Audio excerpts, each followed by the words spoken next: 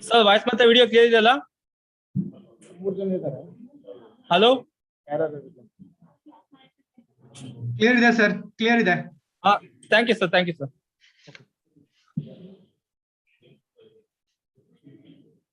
ಅಲ್ಲ ನೇಮ್ಸ್ ಕೊಟ್ಟಿದ್ದೀರಾ?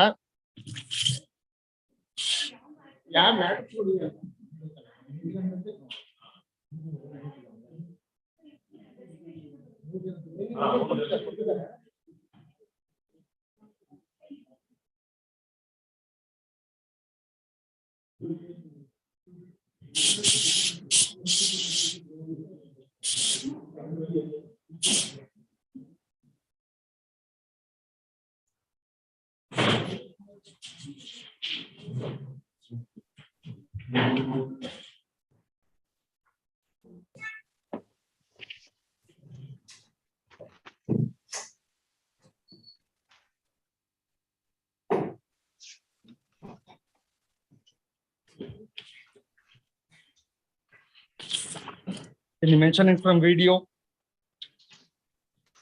Serial number 29, big group. Serial 29. Big group. Other side is also today has 1 week time. Today I am not well. If you are not well today, 1 day accommodation. Next week or Friday. Other side is also. Request of the learned counsel for the petitioner. List this matter on 5. Yes. Serial number 36, my lord. 53. Yes. Your Lordship, serial number 21. Serial number 33. Yes. 36, my lord. 36. I am for the petitioner. Yes. Matter has been settled, my lord. A week accommodation, my lord. We will file with the draw memo. The counsel for the petitioner stating that matter has been settled between the parties and that you would file memo for withdrawal, praise for a short accommodation. List this matter on 83. Yes. Your Lordship, serial number 21. Milords, I appear for the petition. Milords, I seek to either Friday or on Monday, Milords. There is a small inconvenience today. Request of the learned counsel for the petitioner. List this matter on 53. Your Lordship, serial number 21. Yes, 21. I am for the respondent in this case, Your Lordship. A week's time may be given in this case, Your Lordship. Same. 53. Finally. Much obliged. Yes. Yes. Any memos? Serial number 46. Make use of the microphone, please. Yes. In WP 28431, my lord, has filed a telecast application, my lord. Kindly 53. Yes. matter for B group. The proceedings before the trial court are stayed. 18 matter. Last matter. 53. Yes.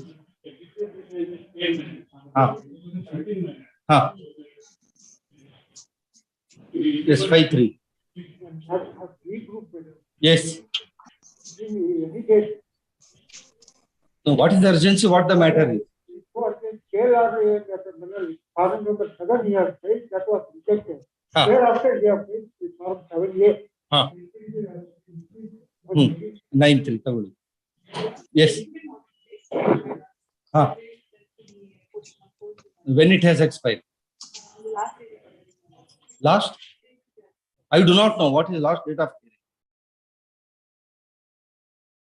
No urgency. Yes. 138 matter, my lord. Last hospital case, my lord. The IA for before the release of amount trial court. Deposit amount. Trial court stated that High Court order judgment ಅಲ್ಲಿ release ಮಾಡುವಂತ ಇಲ್ಲ. Order ತೊಂದ್ರೆ ನಾನು release ಮಾಡ್ತೀನಿ. IA. But the trial court has written it. Have you made any application for release of the amount? ಅದ್ರ ಮೇಲೆ order ಮಾಡ್ಲಿಕ್ಕೆ ಹೇಳಿ. ಆರ್ಡರ್ ಮಾಡ್ಲಿಕ್ಕೆ ಹೇಳಿ, ವಿಲ್ ರೈಟ್ ಇಟ್. ಎಸ್, ಅವ್ರಿಗೆ ಹೇಳಿ ಇಂಟರ್ವ್ಯೂ ಆರ್ಡರ್ ನೀವು ಸರಿಯಾಗಿ ಓದಿ, ನೀವು ಸರಿ ಓದ್ಲಿಲ್ಲ ಅಂದ್ರೆ ಅದ್ರ ಮೇಲೆ ಏನ್ ಆರ್ಡರ್ ಮಾಡ್ತೀರಿ ಮಾಡಿ.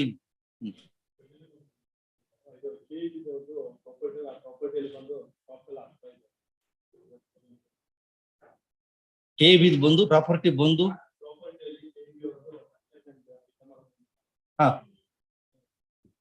ಅದಕ್ಕೆ ಏನಾಗ್ಬೇಕು, ಅದ್ರಲ್ಲಿ ಏನ್ ಕೇಳಿದ್ದೀರಿ? ತಗೊಳ್ಳಿ 8-3. S,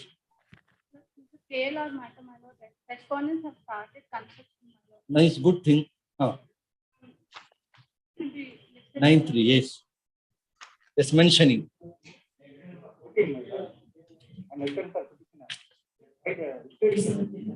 serial 14. So make the mention the matter reaches. Yes. Number 45 minutes. Yes. From opposite. Serial number 45 minutes. 40.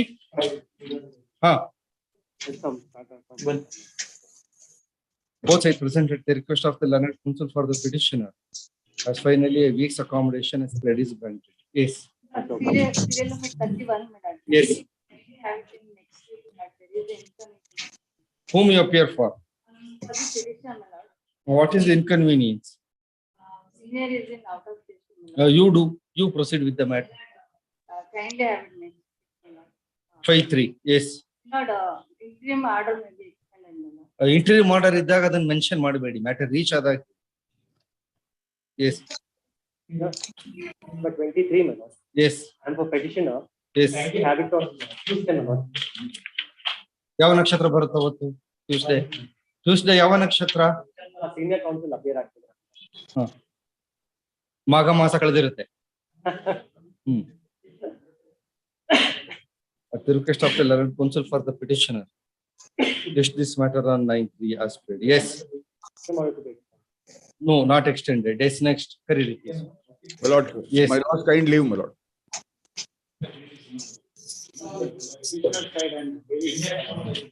Serial number?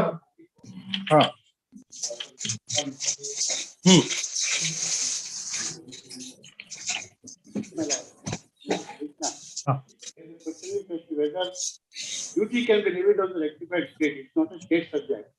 All along, for the sake of knowledge, advocate general, it has been adjourned. I request only date may be here, a date may be fixed. When do you want? On that day, say you don't take further. Date ಕೊಟ್ರೆ ತಮಗೆ ಅನುಕೂಲ ಹೇಳಿ, ಅವ್ರಿಗೆ 10 days ಅಂತಿದ್ದಾರೆ. Yes. Learned senior counsel for the petitioner and the learned SCGP for the respondent are physically present. Learned SCGP for the respondent prays for 10 days accommodation in the matter.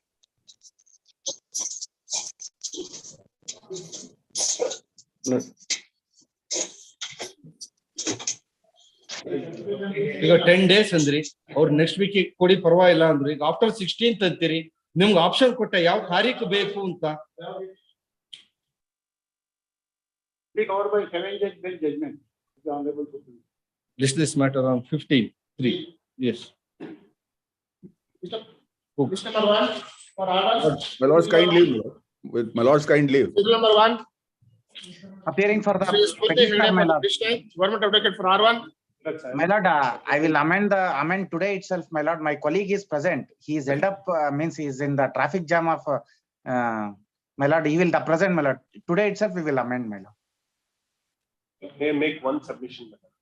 I am appearing for respondent number 4. May I draw the attention of the court to the order dated 1/2/21, my lord. Yeah, one moment.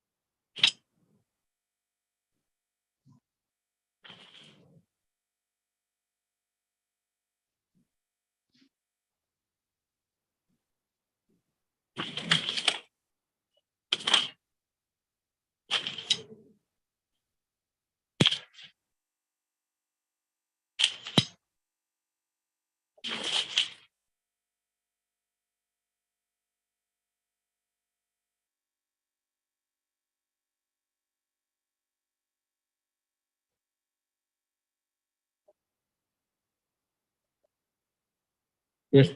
But on 1/2/21, my lords, this honorable court has passed an order wherein respondent number 2 had been it's dismissed as against respondent number 2 as abated. My submission, respondent number 3, respondent number 2, 3, and petitioner were the partners of the firm. This dispute is in respect of the firm. If LRs are not brought on record, madam, entire writ petition doesn't survive for consideration. Why I am making this submission is, I am for respondent number 4, wherein I am suffering the interim order, wherein I have made to pay rupees 15,000 every month to all the 3 partners, my lord, by virtue of the interim order. Under these circumstances, and the writ itself is not maintainable. They are taking it. Even in COVID, during COVID, my lords, I was forced to pay. That is the reason I am making. Learned counsel for the petitioner appearing through video conference submits that he would carry out amendment of cost title as directed on 24/3/2021 in the foreign session. The learned counsel appearing for whom you appear for? I am for respondent number 4, my lord. Respondent number 4 submits that the petitioner is intentionally dragging on the matter, causing great inconvenience, both monetary wise and otherwise, to the respondents, since the subject matter involved is with respect to a partnership firm. Next time, matter is passed over to enable the petitioner to carry out the directed amendment in the forenoon session. Call the matter at 2:30 p.m. Registry to permit allowing carrying out the amendment as directed, and report and make its submission regarding complaints of this direction. 2:30 we will proceed further. Well, I would like to make one submission. I will. The cost title to be amended in respect of deletion of respondent number 2. My lord, once it is deleted, my lord, as you ವಕೀಲ್ರೆ ಅದು ಆಮೇಲೆ ಬರ್ತದೆ. ಮಧ್ಯಾಹ್ನ ನಿಮಗೂ question paper ಇದೆ, ಅವ್ರಿಗೂ question paper ಇದೆ. You also don't under impression that say ಏನಾಗ್ತದೆ ಅಂತ. ಇಬ್ರು ಒಮ್ಮೆ ಪಾರ್ಟ್ನರ್ಶಿಪ್ ಆಕ್ಟ್ ಒಮ್ಮೆ ನೋಡ್ಕೊಂಡು ಬನ್ನಿ. Yes next Sri Nandesh Patil for the petitioner, A. Madhusudan Rao for the respondent. Here for the petitioner. My lord, the petitioner is no more, and we have informed the legal application. ಅವ್ರು ಬರಲ್ಲ, ಇದು ಹೋಗಿರ್ಲಿ, ಆಮೇಲೆ ಮತ್ತೆ ಇನ್ನ ಮಾಡಿ. They are not showing the interest ಅಷ್ಟೇ. The counsel for the petitioner is physically present and submits that despite his repeated instruction to the legal representatives of the petitioners, none of them are evincing any interest to come on record and to prosecute the writ petition.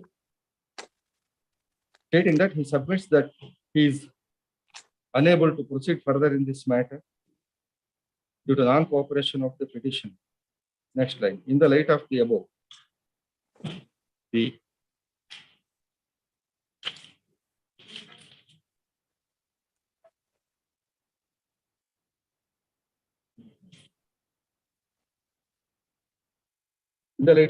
when the alleged legal representatives of alleged deceased sole petitioner are not evincing any interest in proceeding further with this writ petition, the writ petition, the petition of the sole petitioner not only stands abated but also stands dismissed for non-prosecution to KO. Yes. Sri Sanat Kumar Shetty for the petitioner. Farma Fatima. Week's time may be Can. this matter.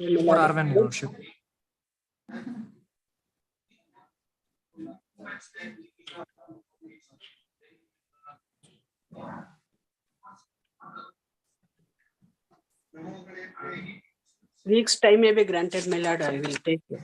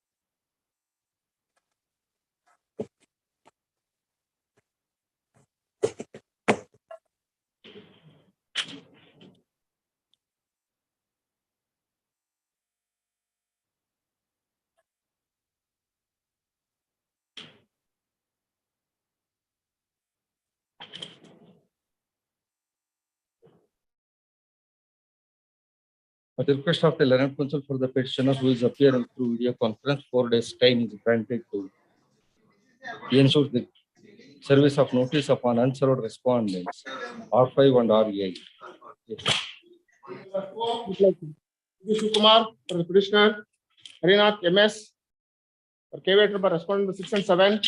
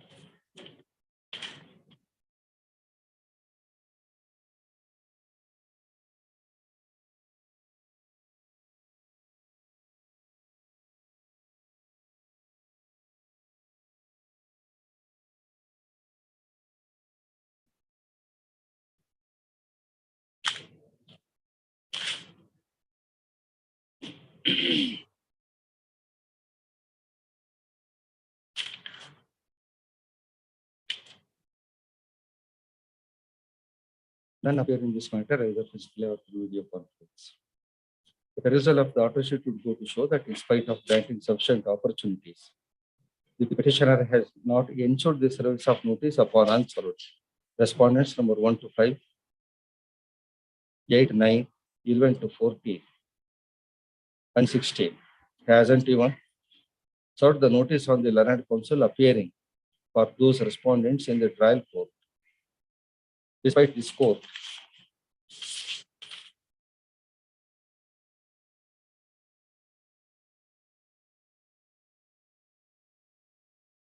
had granted him permission to serve void its order dated 22/10/2019.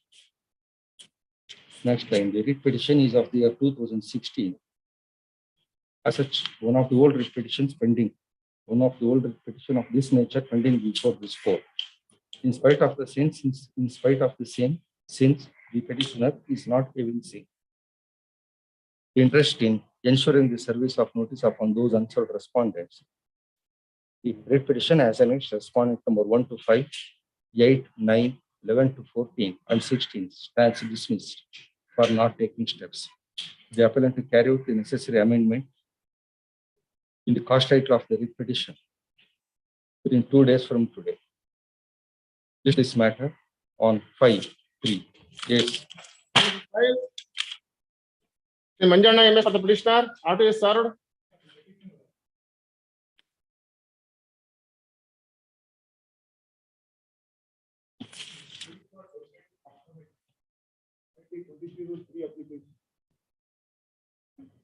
So start for refund of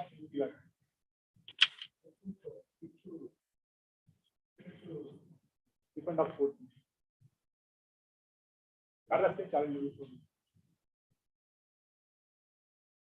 Have you filed the compromise petition there or here? Before trial court. That was allowed. If allowed. Trial court was refused. Huh. But order has been challenged to direct the trial court to refund of court.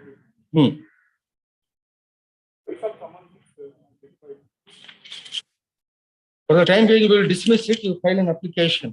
Thereafter, you do not know for what stage the matter is appearing today. Without even ensuring the service of notice upon the respondents, how can the court proceed with the matter? As per the terms and conditions of the compromise.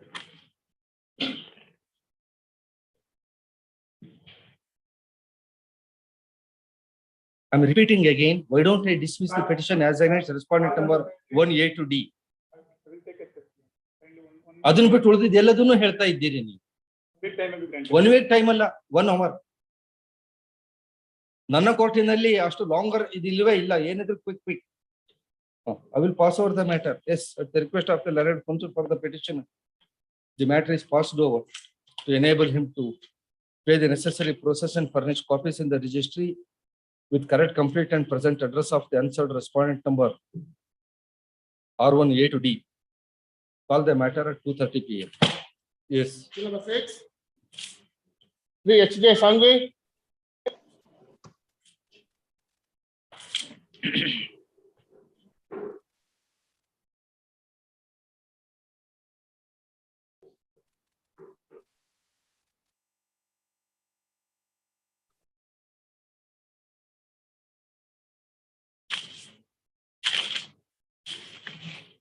None appear either physically or through video conference. No reasons are forthcoming for non-appearance of the counsel for the petitioner either physically or through video conference.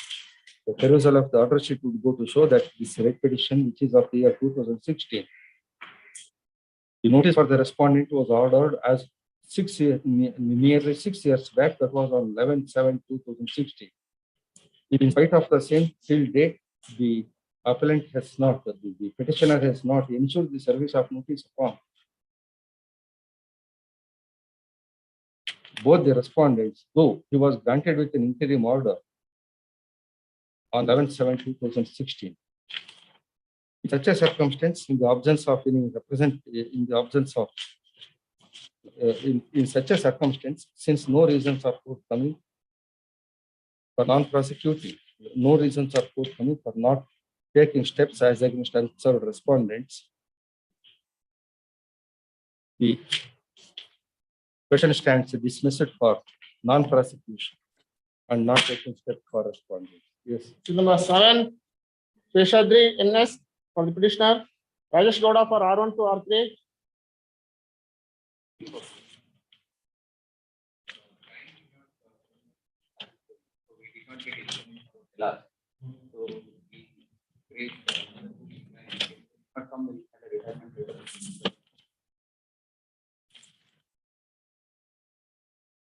If you did not come, you filing retirement memo is would absolve your responsibility. But what about the case? That means under court ಏನಾದರೂ ಮಾಡ್ಕೊಳ್ಳಿ, ನನ್ನ ಪಡಿ ನಾನು ಹೊರಗಡೆ ಹೋಗ್ತೀನಿ, ನೀವು ಉಂಟು party ಉಂಟು. And that is the attitude. Sir ಅವನದೇನು ಇನ್ಸ್ಟ್ರಕ್ಷನ್ ಇಲ್ಲ, ಬರ್ಲಿಲ್ಲ ಅಂದ್ರೆ ನಾನು ರಿಟೈರ್ಮೆಂಟ್ ಮೆಮೊ ಹಾಕ್ತೇನೆ.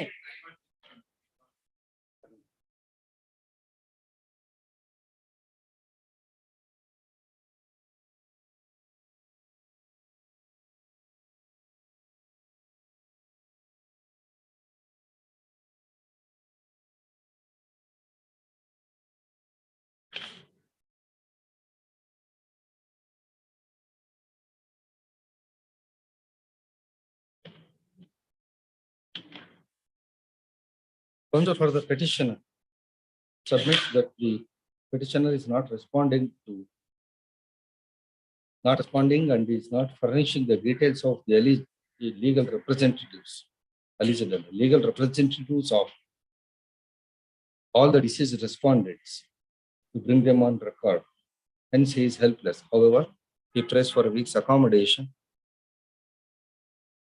to find out whether the petitioner is interested in prosecuting the matter. This is the matter on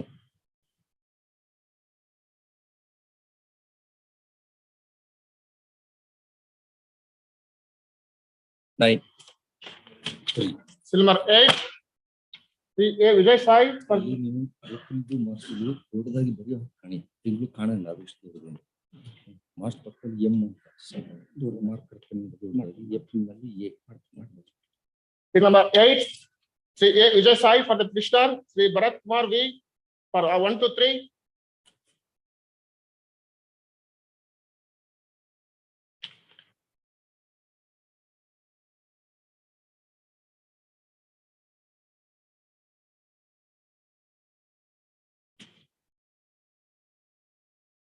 None appear. As finally 10 days time is granted to the petitioner. Bring the legal representatives of alleged deceased respondent number 1 on record. Serial number 9, Sri Balakrishna A for the petitioner.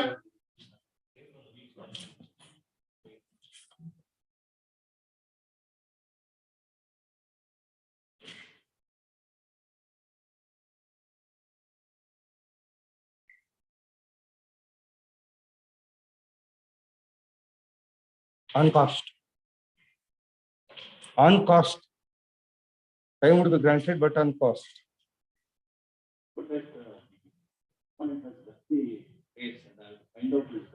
No, this submission was made on the previous occasion. That is the reason I am suggesting imposing of cost.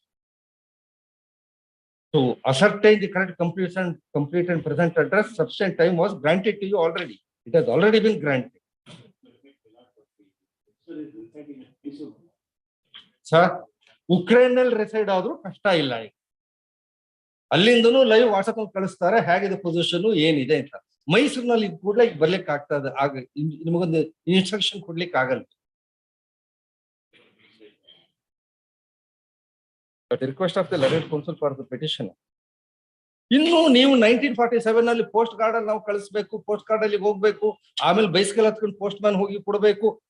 ಆ notion ಅಲ್ಲಿ ಇಟ್ಕೊಂಡು ನಾವು 1 ವಾರ 2 ವಾರ ಕೇಳ್ತವ್ರು ಎಲ್ಲಿ? As a final last opportunity, a week's time is granted to ensure the service of notice with respect to the answered respondent. Number 10, Sri Sudesh Kumar Acharya for the petitioner. Sri K.S. Harish for R1.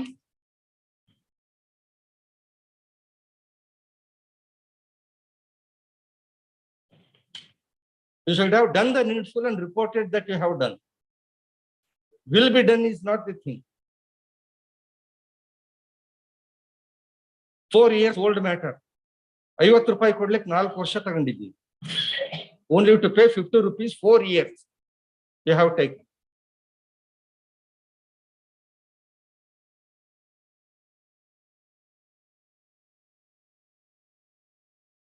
I'll pass over the matter. Do the needful and report. Otherwise, the petition would be dismissed. Yes, the matter is passed over at the request of the petitioner to report. Doing of needful in ensuring the service of notice upon answered respondent. Number 11, Sri M.E. Nagesh for the petitioner.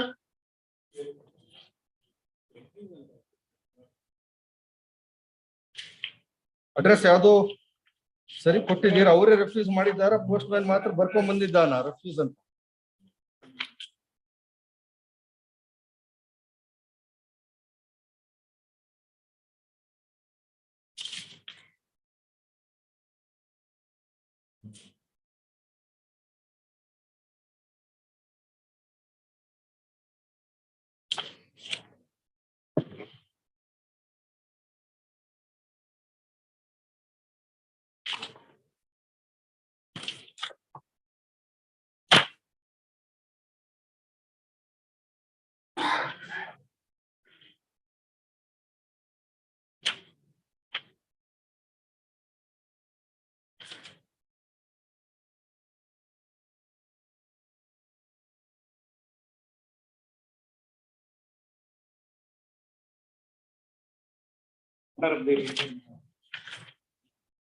Vehicle was stored with the permit of other person.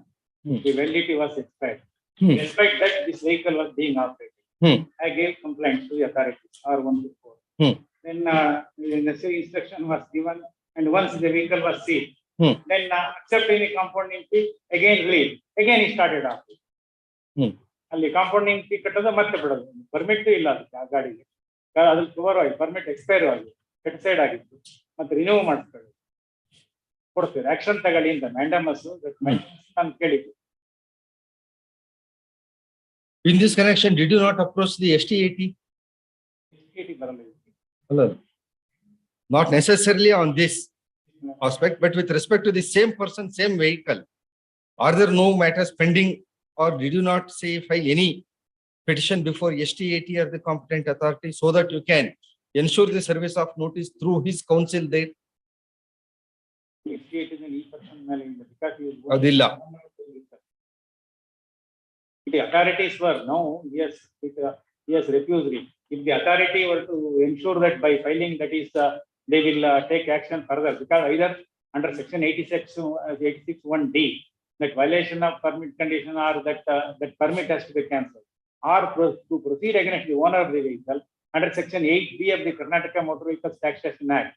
But having that violated that, additional tax can be imposed. Such action that authority would. ನೀವು seize ಅಂತ ಮಾಡಿಸ್ತೀರಿ, ಗುಪ್ತರು ಬಂದು release ಅಂತ ಮಾಡಿಸ್ತಾರೆ. ಅಲ್ಲ, ಅದಕ್ಕೆ ಈ tax ಅವ್ರೇನಾರು ಅಷ್ಟೇ. ನಾನು ಡಿಸ್ಪೋಸ್ ಅಷ್ಟೇ, ನನ್ನ ಇನ್ನೇನಿಲ್ಲ. Our government should say that. Learned counsel for the petitioner.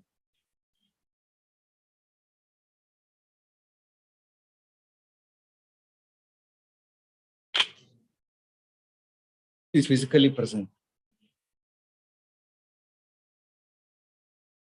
But submits that in view of the fact that respondent number 5 has refused to receive the notices sent to him by the court, the service against him be held sufficient. Vishwanath. Perusal of the written postal article go to show that the postal authorities have endorsed the return of the article with the Shara. Have endorsed on the article that the addressee has refused to receive the article. In view of the same, the service of notice upon respondent number 5 is held sufficient. Respondent number 5 is called out. Sri K. Vishwanath. He has remained absent. Next time, list the matter on 5(3). Yes. Hearing an IA, seal number 12. ಬನ್ನಿ, ಅದೇನಿದೆ ಮಾಡುವ. Government advocate ತಯಾರಾಗಿ ಬರ್ರಿ. Irfan Nazir for the petitioner. SCGP for 122.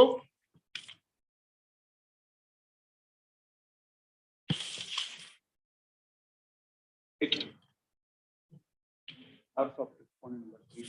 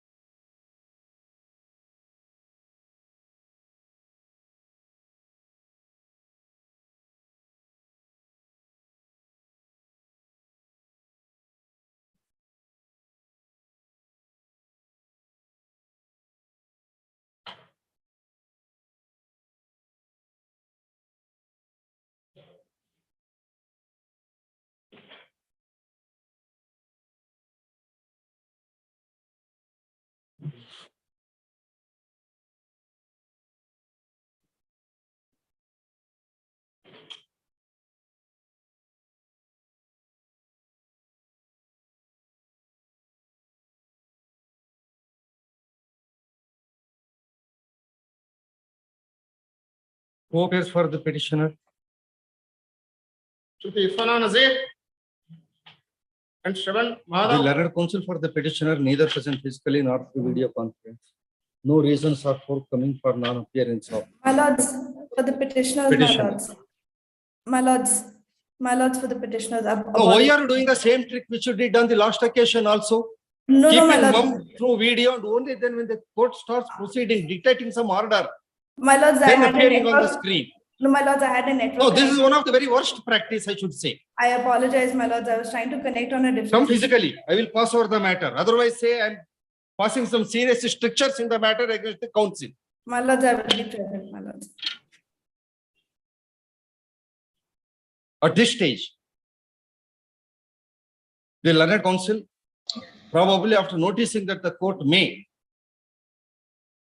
pass some, make some serious observation regarding the conduct of the learned counsel for the petitioner, is appearing through video conference. Matter is passed over. As requested. Yes. Seal number 13. Sri Ramaya Gowda LM for the petitioner. Jairamaya for 2 and 4.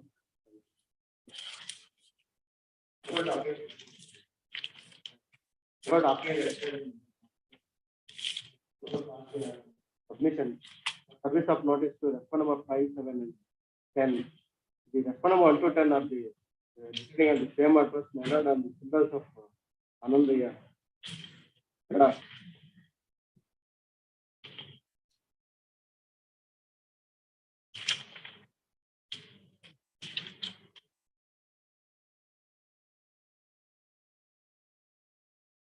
After passing over of the matter, why did you not turn up in the afternoon? I'm engaged in portal number 28.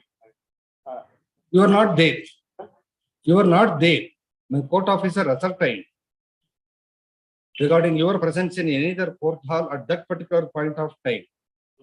Near down below portal number 20, 25 or 24, my lord. And finished. ಆಗ ಕೋರ್ಟ್ನಷ್ಟು ತೀರಾ ಹಗುರವಾಗಿ ತಗೊಳ್ಬಾರ್ದು. ನ್ಯಾಯಾಲಯವನ್ನು ಅಷ್ಟು ಹಗುರವಾಗಿ ತಗೊಳ್ಬಾರ್ದು. For my apologies, my lord, I am. ಮ್ಯಾಟರ್ನ pass over ಮಾಡಿ ಅದ್ರ ಮೇಲೆ ಸೆಕೆಂಡ್ ರೌಂಡ್ ಬಂದಾಗ ಇರ್ಬೇಕು.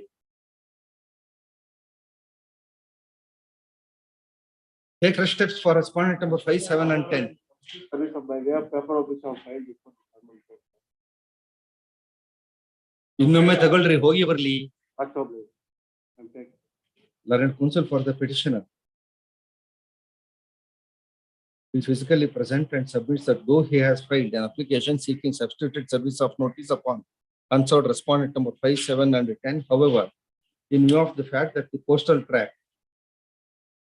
shows that the item dispatched since a long time, he may be permitted to take as a third time the notice in the ordinary course before proceeding further on IA 1/21. Next, and accordingly, the petitioner is permitted to take first steps in the ordinary course for service of notice upon respondent number 5, 7 and 10 by furnishing their correct, complete and present address and paying necessary process and furnishing copies in the registry within 3 days from today. If steps are taken, registry to issue notice to R5, 7 and 10 without delay and keep following up the service of the notice through postal track as per the circular.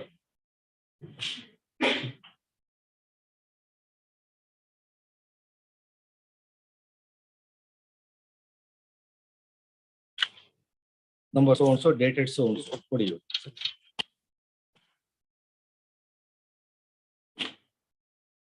Number 14.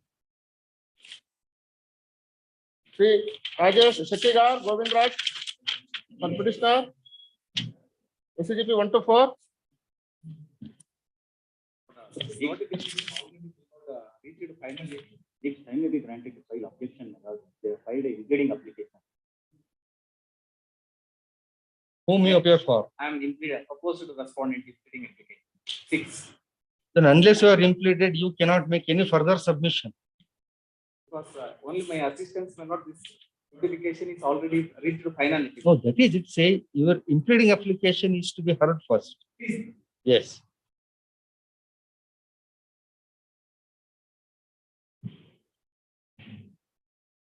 Have you filed your objection or yet to file or you don't have objection? Each time may be granted, I will file it. Learned counsel for the petitioner and respondent number 6 are physically present. As requested for by learned counsel for the petitioner, a week's time is granted for him to file the objections if any to 1/22. Yes. Number 15. That's I beg Rajshekar. the petitioner in this case, my lords. Let's. Petitioner is filing a memo along with the affidavit of the affidavit of the party to my lords. Dismiss the writ petition, my lords. My colleague is there in the court, my lords. You will hand over the. That's good.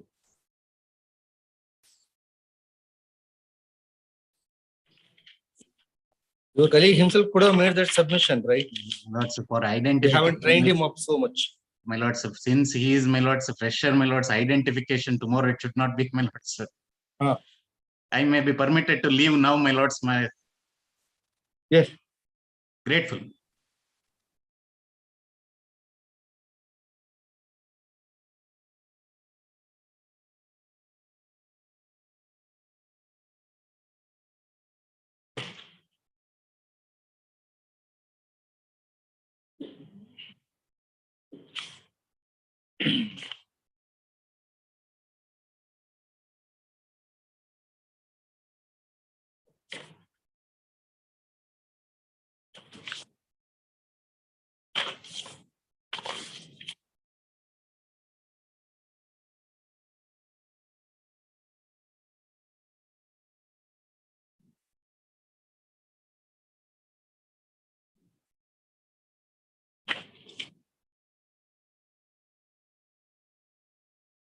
That the counsel for the petitioner physically present and files a memo noticing the repetition.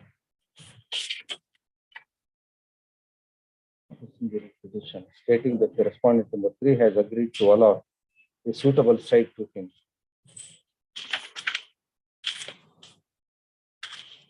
Supporting submission is made by the learned counsel for the petitioner.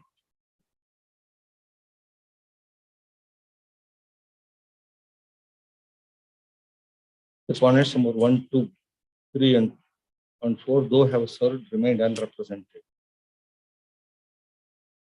In view of the memo supporting submission by the learned counsel for the petitioner, the petition stands dismissed as disposed of as not dismissed as not pressed. The liberty to approach this court if the circumstances warrant should be is to be in accordance with law. In view of the disposal of the main petition, EA 1/21 does not survive for consideration. Next matter, case number 16, Sri D.N. Jaidev, for the petitioner, government is served. I beg to appear for the petitioners, my lord. Senior Counsel Shri V.N. Jaidev ಅವರು ಇವತ್ತು ಊರಿನಿಂದ ಬೆಂಗಳೂರಿಗೆ ಪ್ರಯಾಣ ಮಾಡ್ತಾ ಇದ್ದಾರೆ. To this person means it is humbly prayed for a day's time, my lord. It be had tomorrow or day after.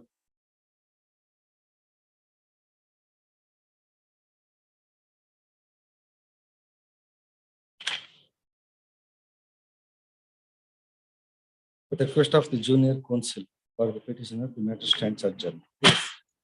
Preliminary hearing, case number 17, Obliged, your lordship. Sri Abhinav Ramanand A, for the petitioner, government is served.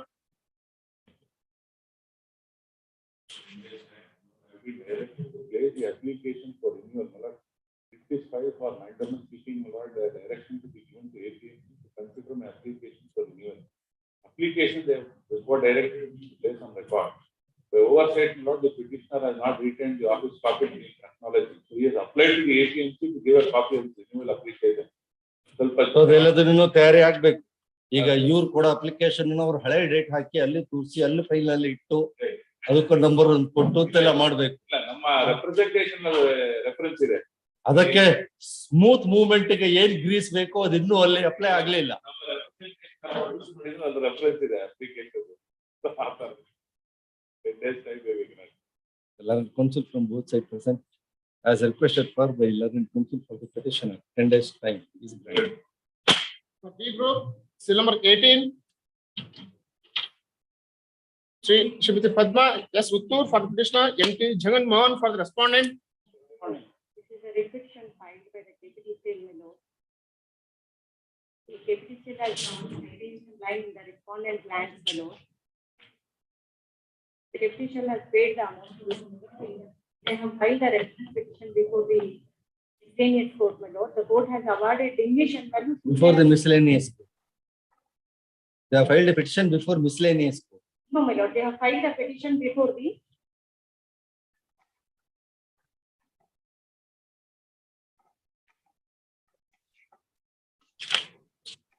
for the additional district judge and session, my lord. Chitradurga, for the enhancement of the compensation, my lord. Based on their application, the court has allowed the petition and awarded the compensation of 2,66,625 rupees for the diminution value, my lord. The connected matters, my lord, the Dodaka states, the executive engineer, Dodaka deputy sale 30%. 30%. That's the only ground one. How much they have taken here? 50%. 50%. 50% they have taken, 30% it has to be taken into consideration.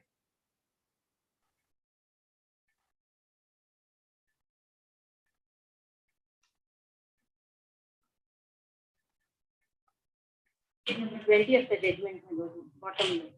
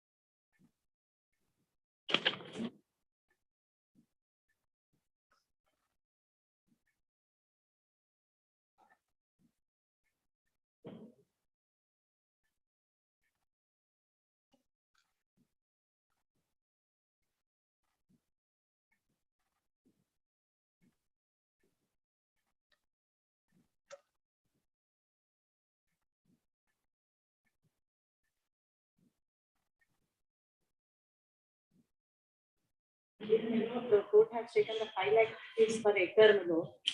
As per annexure, my lord. Kushti Jaminu anta 1,35,000 rupees per acre is there, my lord. Hiriyur Haimangala ಗ್ರಾಮದ ಕುಷ್ಟಿ ಜಮೀನು ಎಕರೆ ಒಂದಕ್ಕೆ 85,000 ರೂಪಾಯಿ ತರಿ, ಕುಷ್ಟಿ ಜಮೀನು 85,000, ತರಿ ಜಮೀನು ಎಕರೆ ಒಂದಕ್ಕೆ 35,000. I have produced articles as annexure. Below. The said document annexure artist extract discloses below. No crop information below.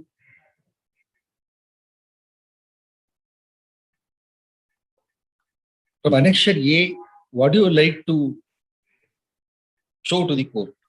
Below the annexure A below, column number 12 below, Kushti Tari Bagaya to column number is there below.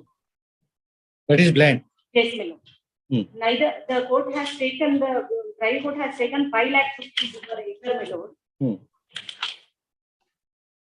Here below, it is neither the Kushti land nor the Tari land, my lord. The court has, my lord, may kindly permit me to read the annexure B, my lord. Hiriyur Aimangala ಗ್ರಾಮದ ಕೃಷಿ ಜಮೀನು ಎಕರೆ ಒಂದಕ್ಕೆ 85,000, ತರಿ ಜಮೀನು ಎಕರೆ ಒಂದಕ್ಕೆ 1,35,000. ಕೃಷಿ ತರಿ ಬಾಗಾಯತಿನಲ್ಲಿ ತೆಂಗು ಇದ್ದಲ್ಲಿ ಎಕರೆ ಒಂದಕ್ಕೆ 2 ಲಕ್ಷ. ಕೃಷಿ ತರಿದು ಬಾಗಾಯತ ಇದ್ದಲ್ಲಿ ಅಡಿಕೆ ಇದ್ದಲ್ಲಿ ಎಕರೆ ಒಂದಕ್ಕೆ 3,50,000.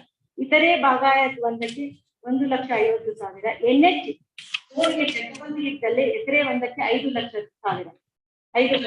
Milord, kilo has taken the 5 lakh rupees per acre, milord. Because national highway, it's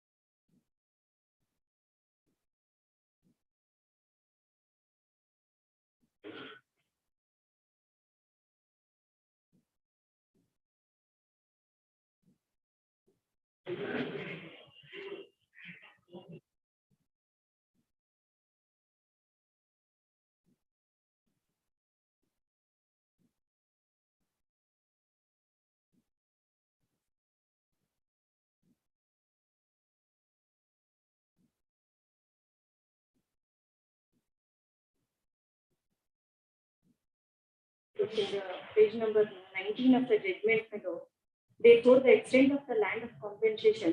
So they awarded as per exhibit K2 is the true copy of the extract of the market value of the land, which is as per the sub-register valuation for the dry land. One moment.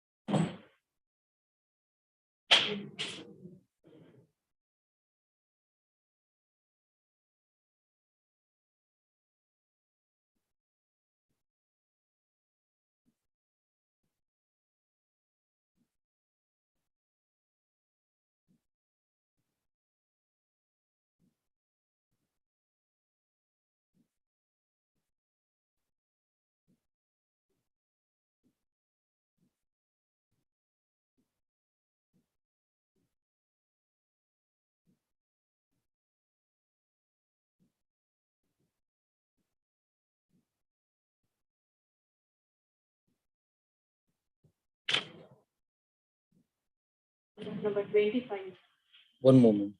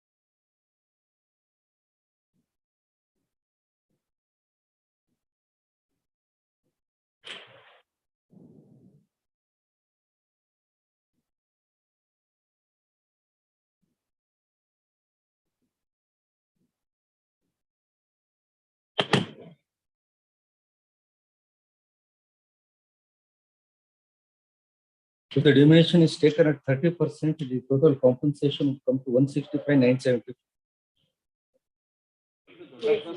For installation of tower, the compensation of 1,000 for the installation of tower. Second item. Awarding 1 lakh rupees for the installation of tower. So matter will be remanded for trial. The notification is subsequent notification, my lord. It will not, all the subsequent towers they are paving, my lord. is not applicable, my lord. All these series matters are even 6,000.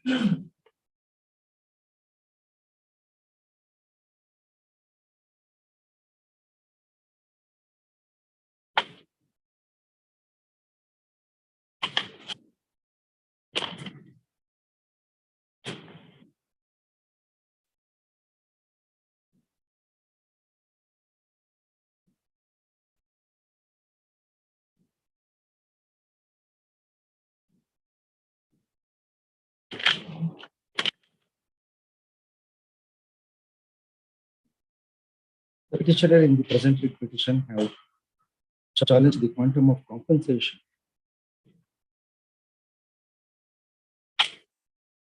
awarded by the Court of the Additional District and Session Judge Chittoor in miscellaneous number 80/2030 by this judgment dated 17/1/2014.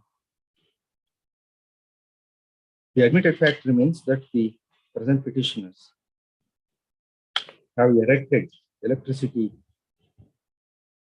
supply tower and drawn electricity supply lines of high tension electricity supply lines into the agricultural land bearing survey RS number 167/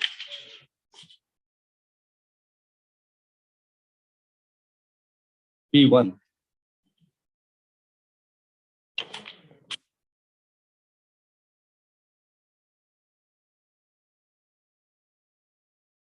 belonging to the respondent area and situated in Aimangala village, Aimangala Hobli, Hiriyur Taluk, Chittorgarh district.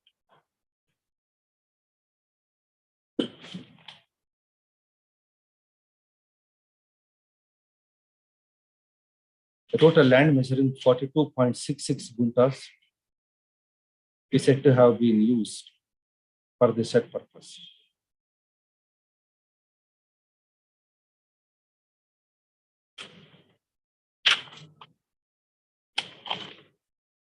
The district court or male brevetted district court, based upon the miscellaneous case filed by the present respondent under section 16(3) of the Indian Telegraphic Act 1885, brevetted Telegraphic Act, has arrived at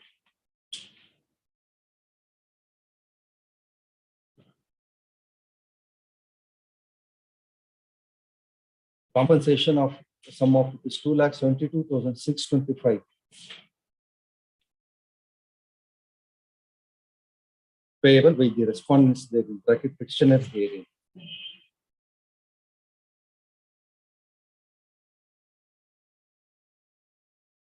To the petitioner there in bracket respondent hearing. Challenging the same, the petitioner has come up through this writ petition. The only argument of the learned counsel for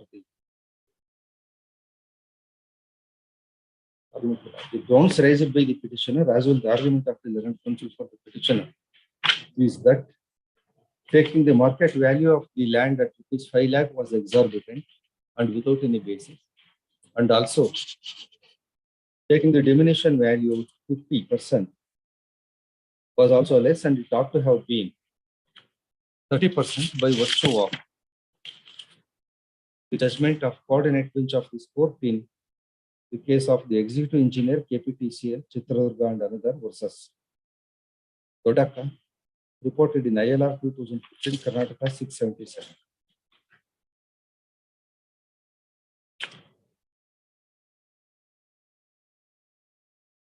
The learned counsel for the respondent submits that it is only after appreciating the evidence laid before it and convincing that the land of the respondent herein is located adjacent to the National Highway number 4. The district court has arrived at the market value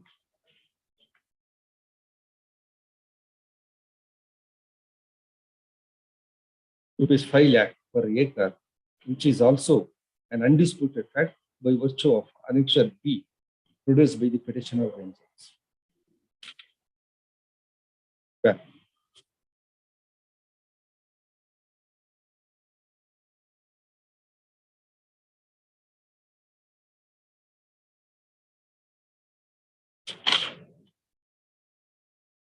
No doubt the Annexure A, which is an RTC copy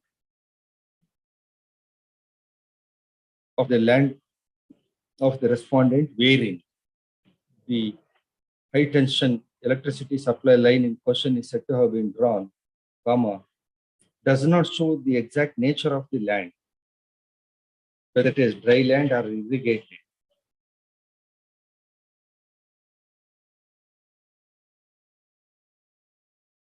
However, the judgment at Annexure C passed by the District Court in Miscellaneous 80/2013 gives a detailed reasoning as to treat the land in question as the one situated on adjacent to the National Highway 4, and has observed that the petitioner before it has produced documentary evidence in the form of Exhibit P3 and Exhibit R4, which are sale deed and partition deed respectively, which proves that the land of the petitioner was abutting to National Highway number 4. Further, it has also relied upon Exhibit P5, which is the village map, which also shown that the land was abutting to the National Highway number 4. Added to the same, the memo produced by the present petitioner as respondents in the district court, which was also marked as Exhibit P6, further shown that the land of the present respondent was located as adjacent, was an adjacent land to the National Highway number 4. Thus, the location of the land of the respondent has been held to be adjacent to the National Highway number 4 based upon oral and documentary evidence led by the petitioner in miscellaneous number 80/2013 before the district court. As such, I do not find any reason to disagree with the said observation regarding the location of the land as observed by the trial court. With respect to the quantum of, with respect to the market value of the land is concerned, the petitioner herein themselves are relying upon the market value list by producing a certified copy of the same at Annexure B, which incidentally was marked as Exhibit P2 before the district court. The said market value list issued by the jurisdictional competent, issued by the Office of the Jurisdictional Sub-Registrar, go to show that for the relevant year 2011/12, the market value of the land which was adjacent to the National Highway was rupees 5 lakh per acre. Therefore, when the quantification of the market value is based upon both oral and documentary evidence at rupees 5 lakh to the land of the present respondent, after arriving at a finding that the said land was located as adjoining land to the National Highway, do not infer in the said finding of the district court. So far as the calculation of the compensation is concerned, the district court has taken 50% of the total market value as diminutions. No doubt, though earlier, some of the courts were taking 50% as the diminution value. However, in Dodaka's case, bracket Supra, it has been held that the said diminution value has to be taken at 30%. Since the said value of diminution is uniformly being applied in all matters, the diminution value is now required to be taken even in the instant case also to 30%, and the compensation is calculated accordingly. Thus,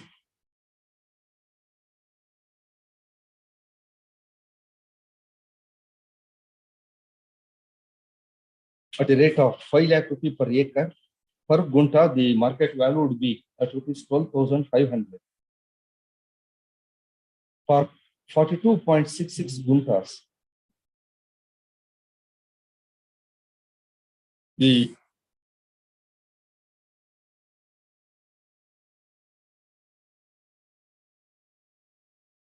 diminution value would be 12,500 into 42.66 guntas into 30 divided by 100.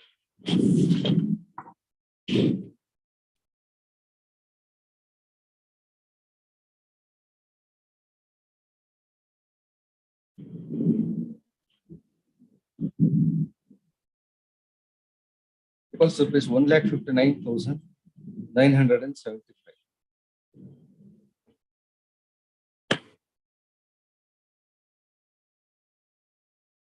Therefore, admittedly, a single tower has been installed in the land of the respondent. Towards the one tower installation, the amount of the compensation of rupees 6,000 is awarded.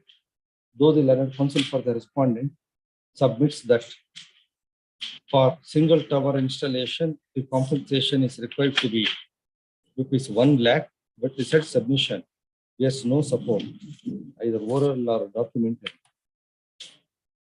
The uniform compensation awarded for the relevant period of time for the said utilization of the land for drawing of electricity supply line was at rupees 6,000 for a single tower. Therefore, I do not find any discrepancy in awarding compensation towards installation of the tower. Thus, in total, the respondents are entitled for a compensation of the sum of rupees 1,59,975 plus rupees 6,000 equals rupees 1,65,975. The interest at the rate of 6% awarded by the district court also, being reasonable, doesn't warrant any interference at the hands of this court. Accordingly, since the total quantum of compensation awarded by the district court in the impugned order is slightly on the higher side, the same warrants interference at this court. To that extent only, the writ petition deserves to be allowed. Accordingly, the writ petition stands allowed in part. The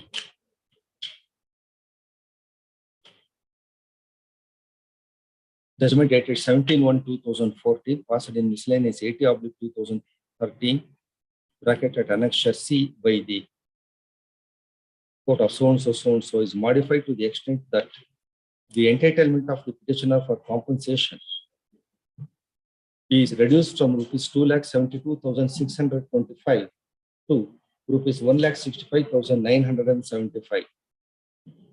The rest of the order, including awarding the interest at 6% per annum from the date of petition till payment, remains unaltered.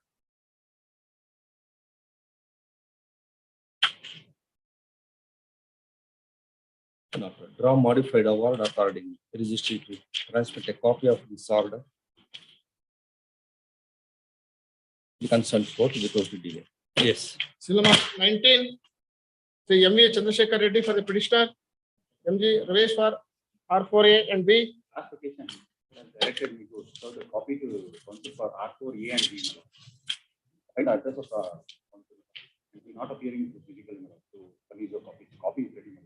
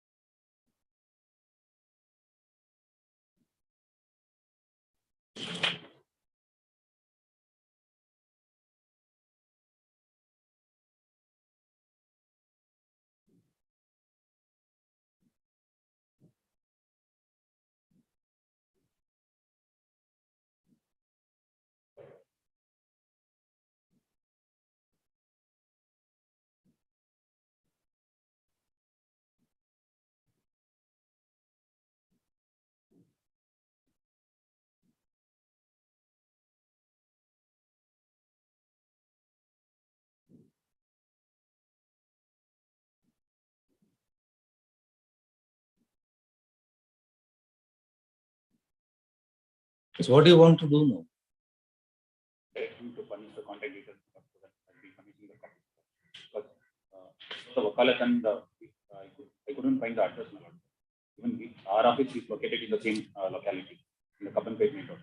We couldn't find his address and there's no contact number also in the wakalat. I saw in the office. In the office, we couldn't find the mobile number.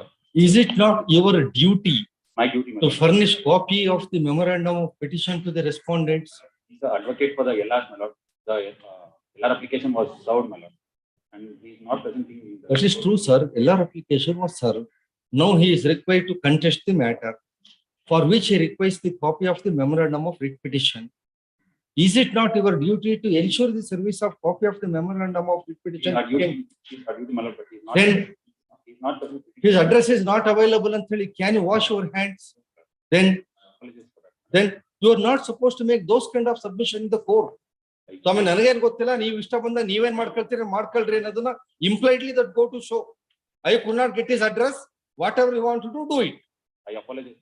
No, this is the way of the submission of several of the junior counsels. I do not know. They forget about say what is the duty of an advocate. Sir, I underline and say it is your duty as a petitioner to ensure the service of copies of the entire set of memorandum of petition with annexes to the other side. You cannot wash your hands stating that I couldn't find his address. It is not correct. Do you mean to say that court should do your work? Court should go to Kabban Park and see what his address is. His address is not there in the wakalat. Even we are located in the same Kapanpet main road. A week time may be granted, my lord. I'll try to find his address and solve the copy, my lord. Telephone number is there, address is there. Ultimately, it is the endurance. It must be the endurance of the counsel for the petitioner.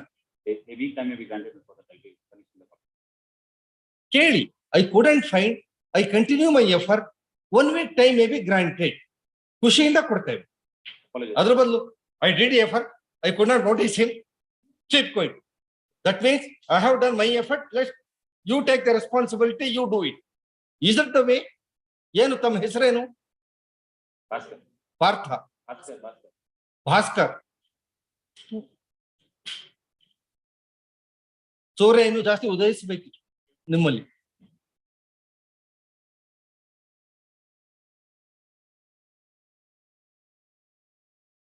Counsel for the petitioner submits that though he attempted to locate the address of the learned counsel for respondent number 4A and B to furnish him the copies of the memorandum of petition along with annexures, he could not locate the address.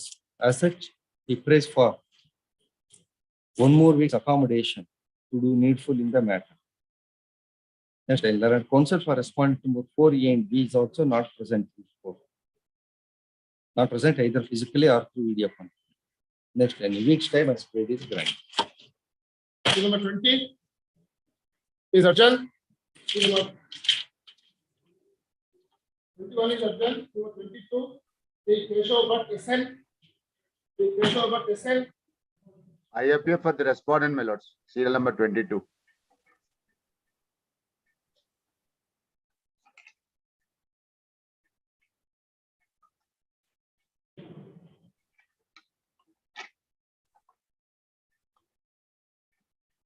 My lords, the respondent had entered into an agreement of sale in respect of the suit schedule property, agreeing to purchase the same, and he has paid an advance of 22 lakhs and odd.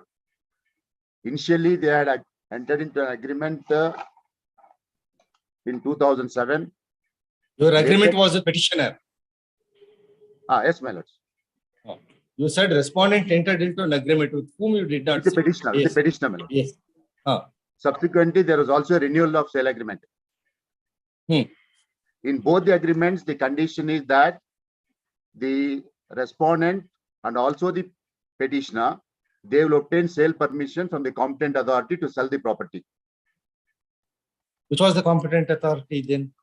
Either the assistant commissioner, DC, or the government, because it was a scheduled cash, scheduled tribe granted land. Since they did not comply with the agreement of sale, simultaneously along with the agreement of sale, they had also executed a registered general power of attorney authorizing me to represent the petitioner before the competent authority to get the NOC from BDA and from the government.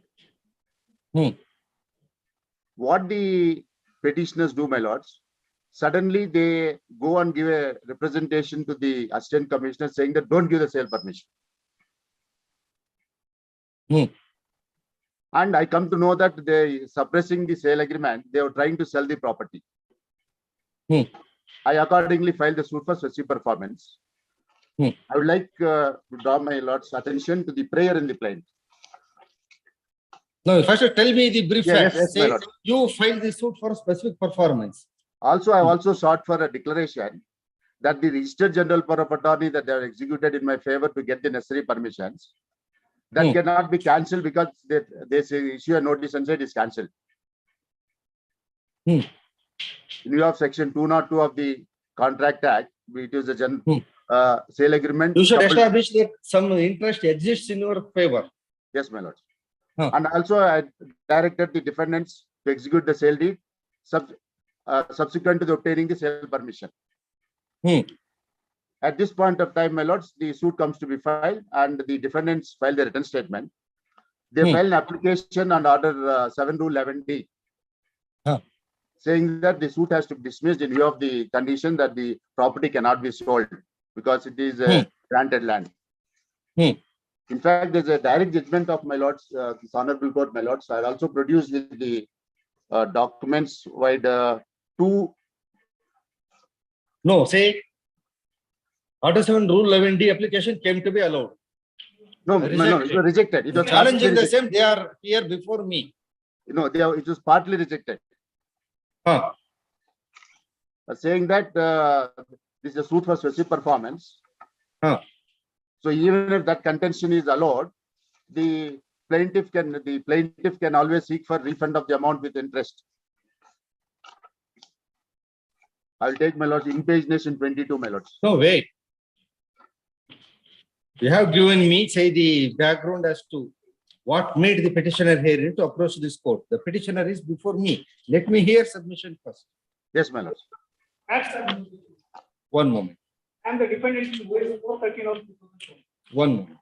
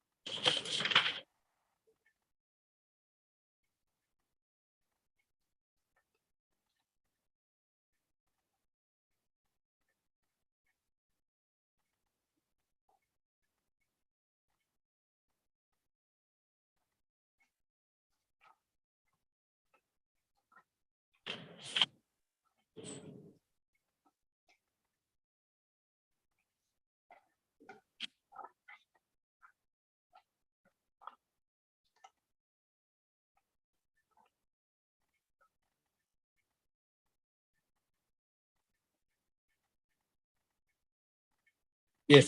Plaintiff sought to enforce agreement of sale dated 19/10/2007 and renewal sale agreement dated 23/4/2011. What are the dates of agreement? 19th October 2007. Yes. At the renewal agreement 23rd of April 2011. 25. 23/4/2011.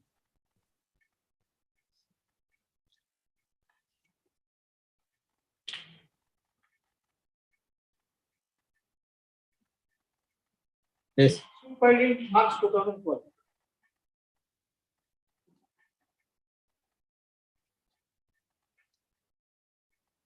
Yes. High application under Order 7 Rule 11D. A number 5 was rejected. Kindly as order at page number 20. Yes. He said land is belongs to the schedule. It's a granted land. Person dependent belongs to the scheduled caste community. So that agreement itself is void. Cannot be enforced. Under section 3E and 4 class 2 of BTCL.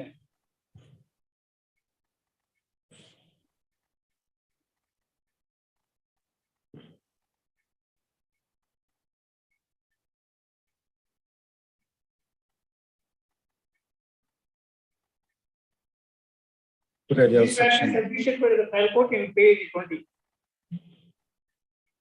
Yes.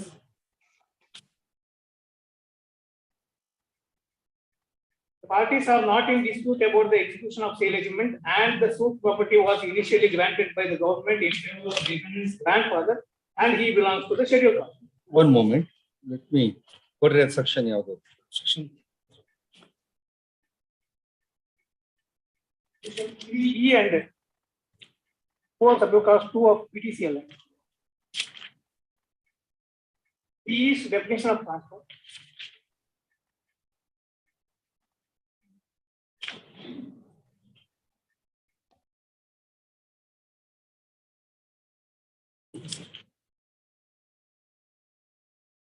ಬೇರೆ ತರಿಸಿದ್ರಿ ಫೈಲ್ಗಳಲ್ಲಿ ಇದೇ problem ಆಗ್ತದೆ.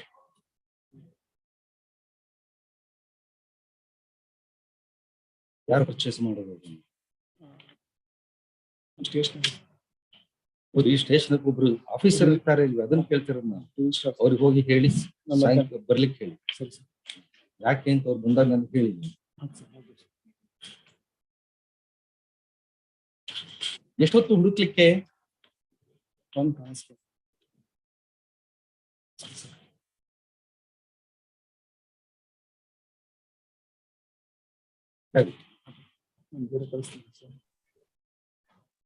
ಇಲ್ಲ, ನೀವು ಮಧ್ಯದಲ್ಲಿ ಎಲ್ಲೋ ಅಂಟಿಸಿದ್ದೀರಿ.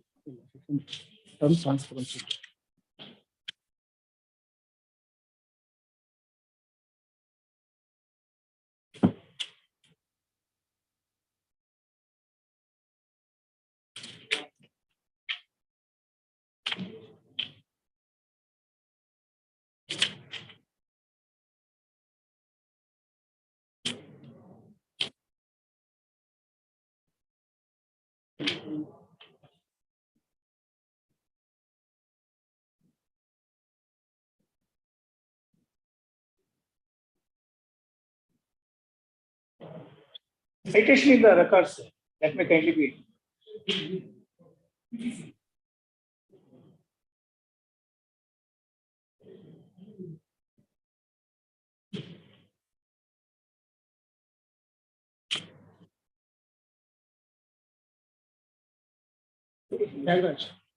Other line on 96.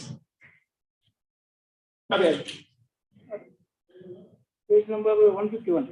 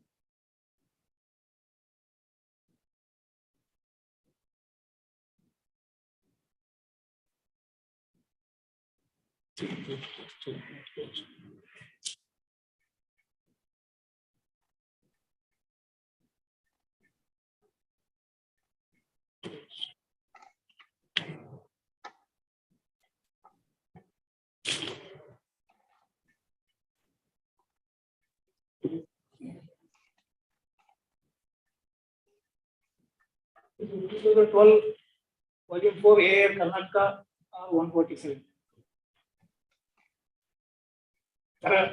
Page 12, para 12, page 151. The judgment is not legible. Legible copy could be. Second copy. ಕೋಟಿ ಕೊಡ್ಬೇಕಾದ್ರೆ ಓದ್ಲಿಕ್ಕೆ ಬರ್ತದ ಅನ್ನೋದು ನೋಡ್ಬೇಕ್ರಿ. ಕ್ಲರ್ಕ್ ಏನೋ ಮಾಡಿ ಇದು ಹಾಗೆ ಇದೆ, ಎರಡು ಒಂದೇ. ಕೊಡಿ ನೋಡಿ, ಒಂದು ಕಂಪ್ಲೀಟ್ ಲೈನ್ ಓವರ್ಲ್ಯಾಪ್ ಆಗಿದೆ. Section 3E, transfer means a sale, gift, exchange, mortgage with or without possession, lease or any other transaction not being a partition among members of a family or a testamentary disposition, and includes the creation of a charge or an agreement to sell, exchange, mortgage or lease or enter into any other transaction. This section prohibits even definition of the transfer under PTCL Act, including an agreement of sale. And section 4(2) subclass 2, prohibition of transfer of granted lands, subclass 1, notwithstanding anything contained in any law, agreement, contract or instrument, any transfer of granted land made either before or after commencement of this act in contravention of the terms of the grant of such land or the law providing for such grant or subsection 2 shall be null and void, and no right, title or interest in such land shall be conveyed or be deemed to ever to have conveyed by such transfer. Subclass 2, no person shall after commencement of this act transfer or acquire by transfer any granted land without previous permission of the government. This is a clear bar for transfer of the land, of a granted land by the. One moment. Bar is, according to you, bar is under section 4. Section 4. Section 3 is the transfer definition. That includes agreement of sale. 1 minute. With this judgment,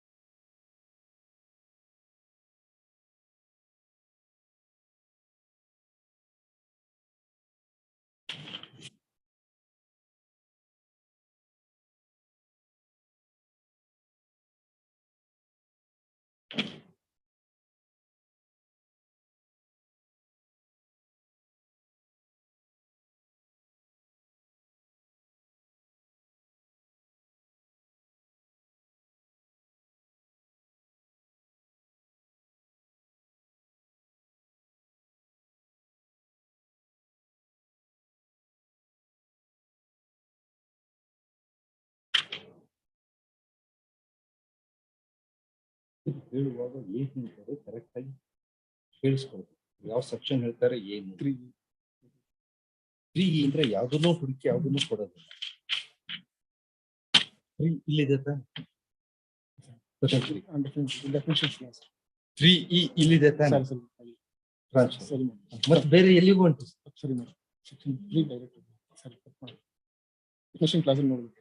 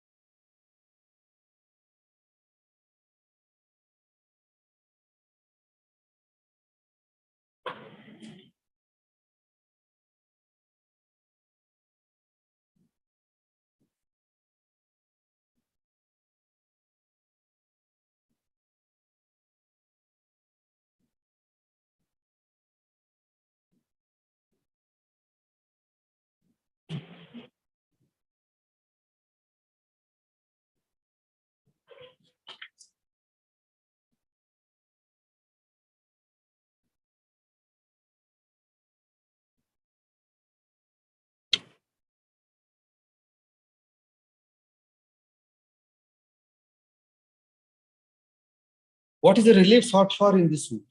Specific performance, there is no prayer for alternate relief to maintain the suit, even if it is.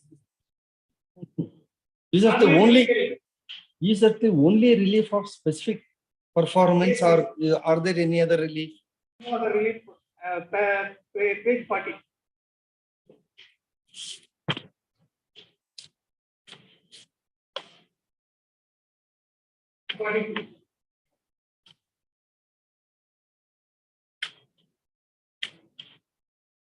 The GP also in between.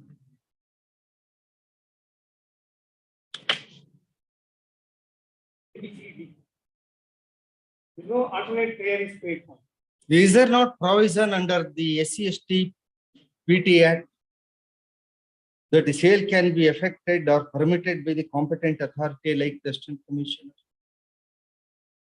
There can be, but here, without prior permission, no sale. And the agreement itself is void because. Which is that provision? Section 4(2), subclass 2. And the section 3E is the definition of the transfer, which includes agreement of sale.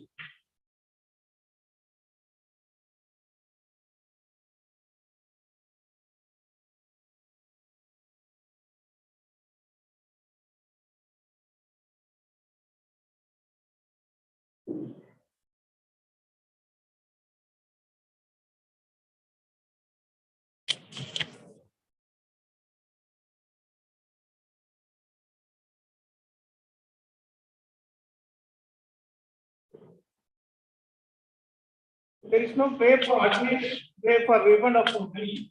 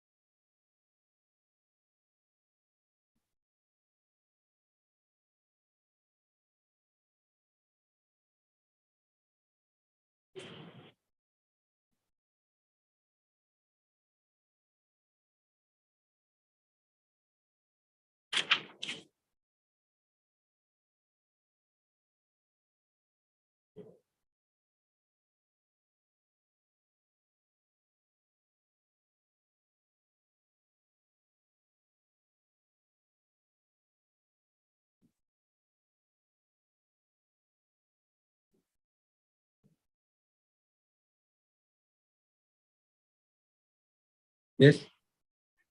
So there is no dispute with regard to the Agreement. Agreement in the sense it's a land granted to the scheduled caste person and an agreement to sell is void ab initio. It cannot be enforced. Under these circumstances, the rejection of claim, I mean, my application is supposed to be allowed. Yes. In the absence of alternate prayer. Yes. Respondent. My lordship, with the documents dated 16 November 2021, I had produced the one judgment of my lords, this Honorable High Court of Karnataka, my lords. DB Tyagraj versus Jayapan, another. What it says? My lords, it says that there is no complete bar for sale of the properties which is granted under this SC/ST PTCL Act.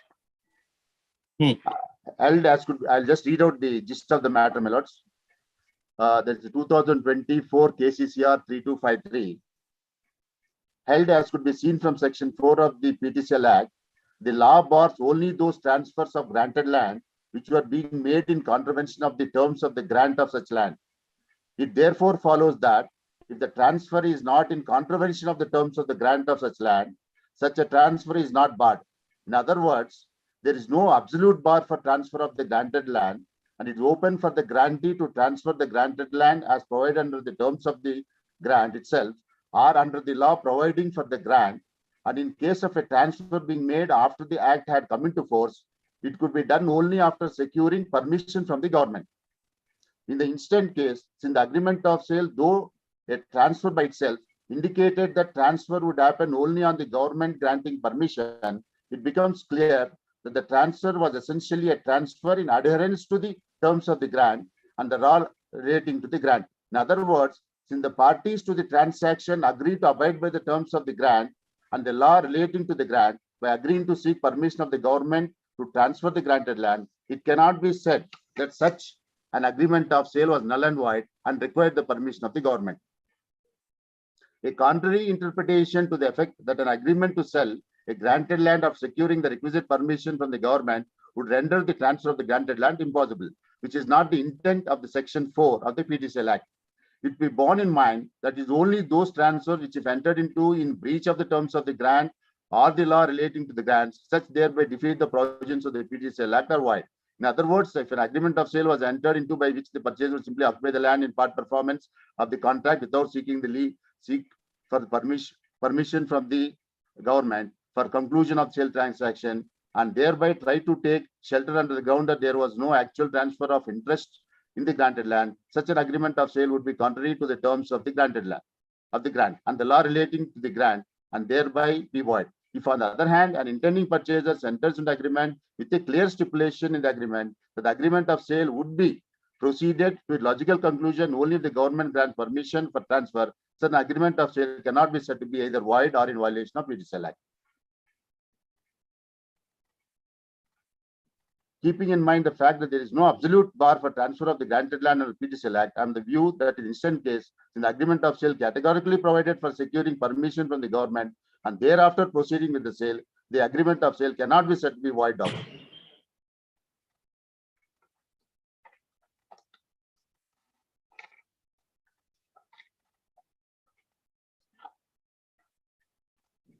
And my lordship, my agreement specifically provides that we are going to enter into the absolute sale deed only after obtaining the permission from the concerned authorities.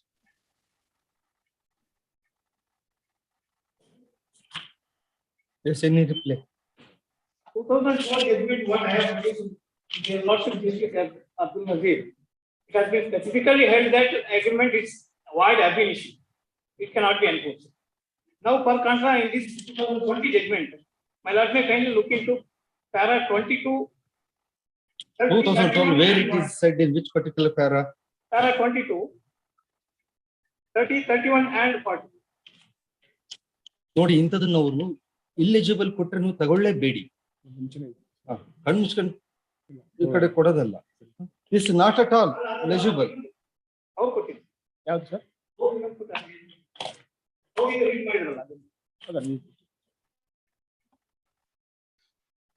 In your citation, what we referred now, where it is said that it is void ab initio in all circumstances. That is in para 28.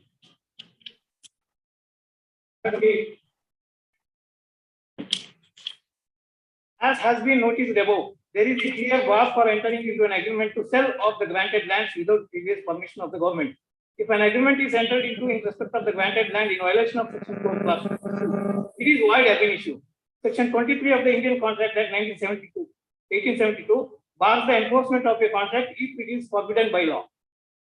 An agreement offending a statute of public policy or forbidden by law is not merely void, but it is invalid from nativity.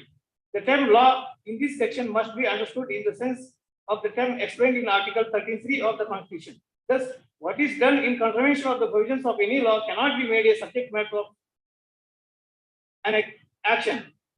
If the contract is expressly prohibited by the law, it is void ab initio and cannot be enforced.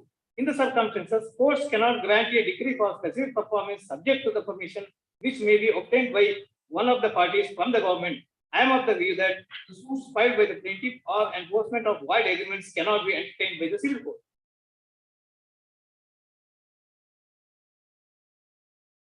This is the specific discussion in terms of Section 23, void contracts, and Section 4(2) of PTCL Act, Section 3 of that Act.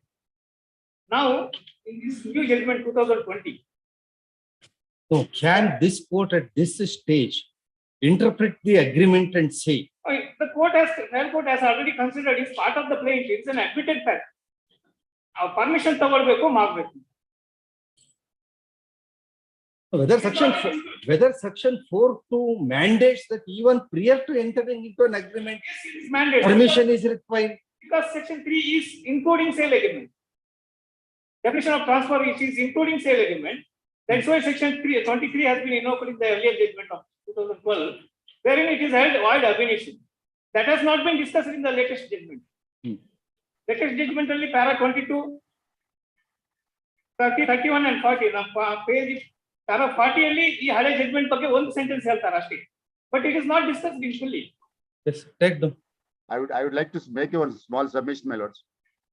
Yes. The agreement of sale does not create a right. That's the reason the agreement of sale is entered, and even the application that is submitted to the DC, it also has a clause. Whether section 3E won't include agreement of sale also? It doesn't say agreement of sale, my lords. Read it. I'll just read, my lords.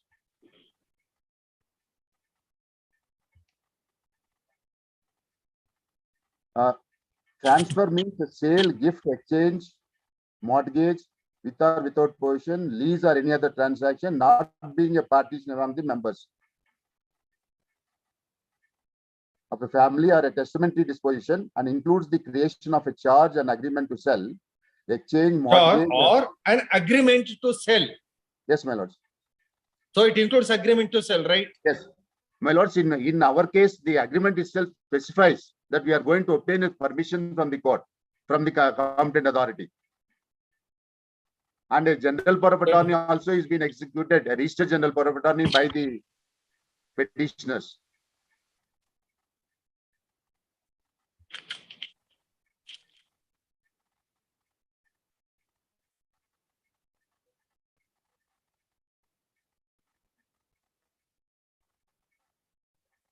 Being aggrieved by the rejection of the IA number 5, which was filed under Article 7 Rule 11D of the Code of Civil Procedure, Brevity CPC. The defendants in OS 413/2012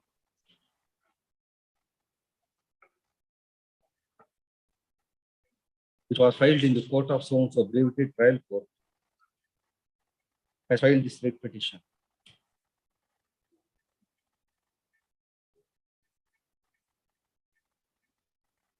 The present respondent was the plaintiff in the said OS number 413/2012.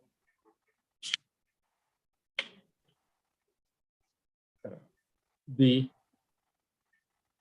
present respondent as a plaintiff had instituted a suit against the present petitioners, arraigning them as defendants in OS number 413/2012 in the trial court for the relief of specific performance of an alleged agreement dated 19/10/2007, which was alleged to have been renewed by another agreement dated 23/4/2011, which was said to be for the purchase of an immovable property from the defendants.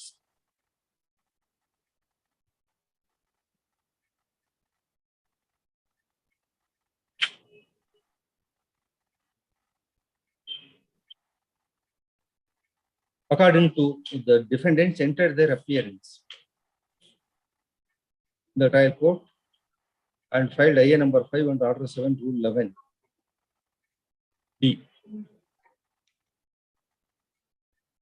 of CPC, contending that admittedly the property in question being a granted land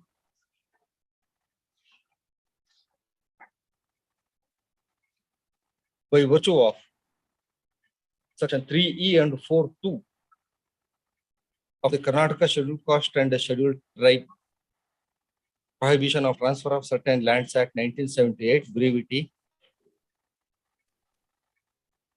SCST-PTC Act. The suit is barred by law. However, the trial court, by its impugned order, has rejected the said IA. agreed by the same the petitioners.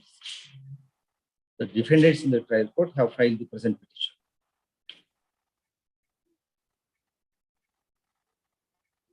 Learned counsel for the petitioner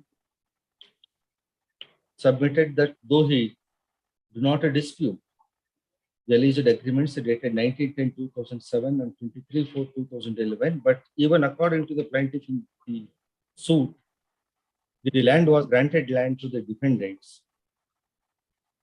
As such, any alienation or transfer of the said land, including entering into an agreement of sale, is prohibited. As such, it is void ab initio.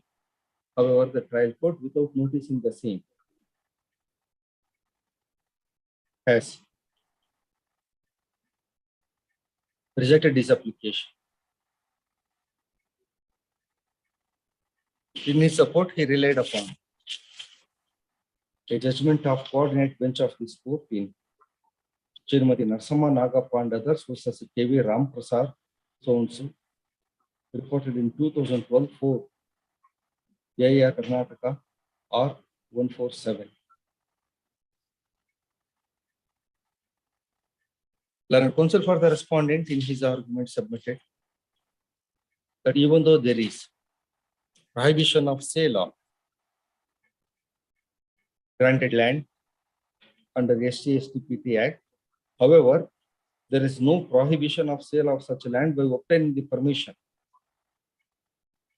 of the government or other competent authorities. In the instant case, it was agreed to between the parties that the vendors were required to obtain such permission before executing sale deed. In which regard, the vendors had also executed a registered general power of attorney in favor of the plaintiff. As such, when the process of obtaining necessary permission from the competent authority was in vogue, the defendants, since attempted to alienate the same property to somebody else, the plaintiff was constrained to file the suit in question. As such, the suit is maintainable. In this regard, he relied upon a judgment of coordinate bench of this court in D.B. Tyagaraj versus Sri Jayappa and another, reported in 2024 PCCR 325. Next line. The undisputed fact so far for the purpose of disposal of this petition is concerned that the plaintiff claims to have been the beneficiary under two agreements dated 19/10/2007 and alleged renewal agreement dated 23/4/2011, which are said to have been executed with the defendants in his favor with respect to sale of a piece of immovable property. Even according to the parties, the said immovable property is a granted land. As such, it is attracted with the SC/ST/PTCL Act.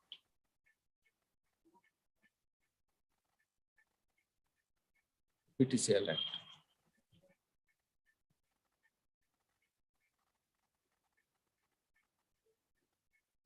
Section 4(2).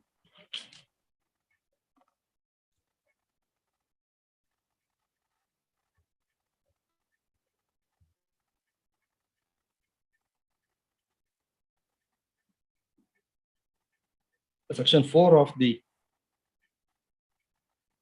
SC/ST/PTCL Act reads as below. Section 4(2) specifically mentions that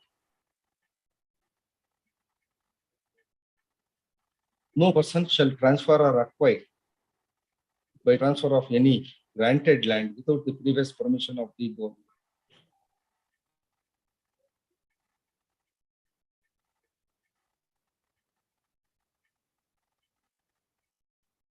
The transfer has been defined under Section 3(e) of the same Act as below. A reading of this section go to show that transfer includes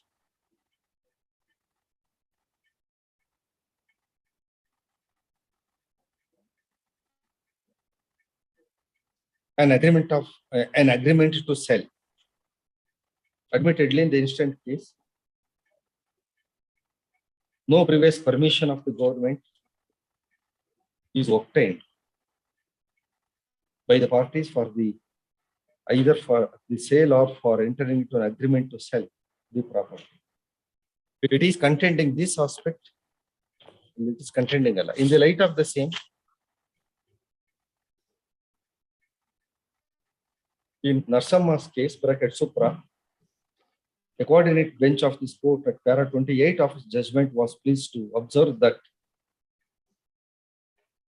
there is a clear war for entering into an agreement to sell of the granted lands without previous permission of the government. If an agreement is entered into in respect of the granted land in violation of section 4 bracket 2, it is void ab initio.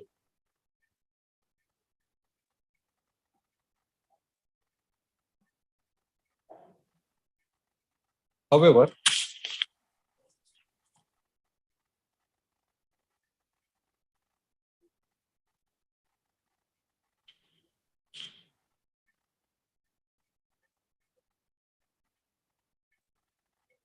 another coordinate bench of this court, in a subsequent judgment in Tyagaraja's case, bracket Supra,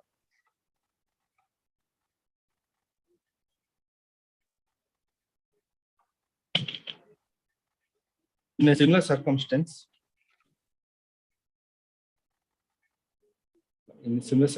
but while analyzing whether section 4 of the PTCL Act, PTCL, as absolutely bars any transfer of a granted land,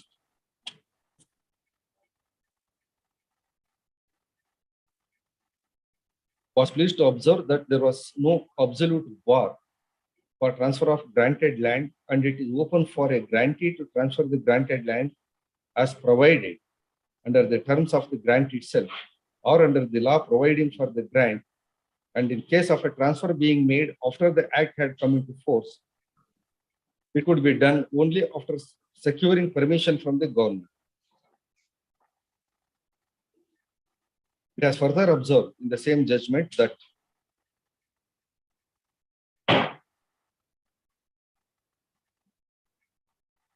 in case if the parties agree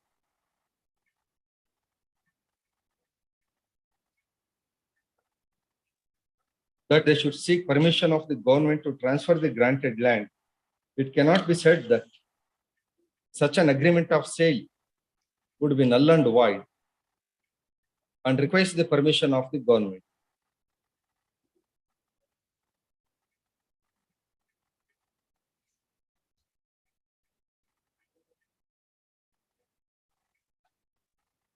We further observed that a contrary interpretation to the effect that an agreement to sell a granted land after securing the requisite permission from the government would render the transfer of granted land impossible, which is not the intent of section 4 of the PTCL Act. Thus, two views have been expressed regarding the prerequisite, alleged prerequisite. Two views have been expressed as to whether it is mandatory to obtain a previous permission by the government as per section 4(2) of the PTCL Act, even before entering into an agreement to sell. However, I do not want to discuss the said aspect, since without going into the said aspect, the present petition can be disposed of on the other aspects of the matter. The suit filed by the plaintiff admittedly was not just confined to the relief of specific performance of an alleged agreements of sale dated 19/10/2007 and alleged renewal sale agreement dated 23/4/2011. But the relief also did include, prayer also did include seeking a relief in the nature of a declaration that registered general power of attorney executed by the defendants in favor of the plaintiff is irrevocable power of attorney and is coupled with interest. The third prayer made in the plaint was for a direction, was seeking a direction to the defendants to get the necessary sale permission and no objection certificate from the concerned revenue authorities, public Bengaluru Development Authority, failing which to permit the plaintiff to get the sale permission and no objection certificate from the concerned revenue authorities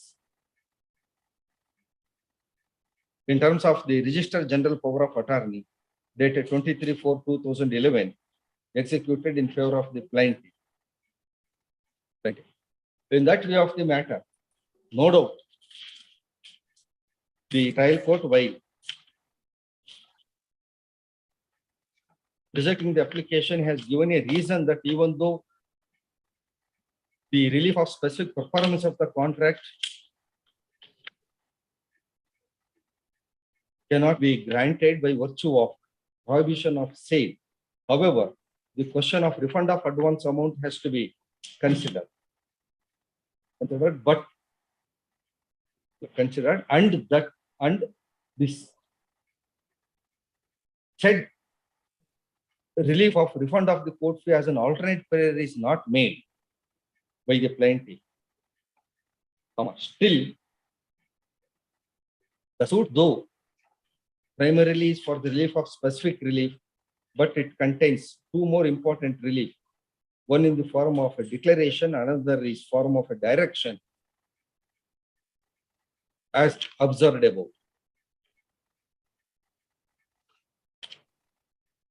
Along with proceeding with the relief of suit for specific performance, the other two prayers also equally gains importance, which requires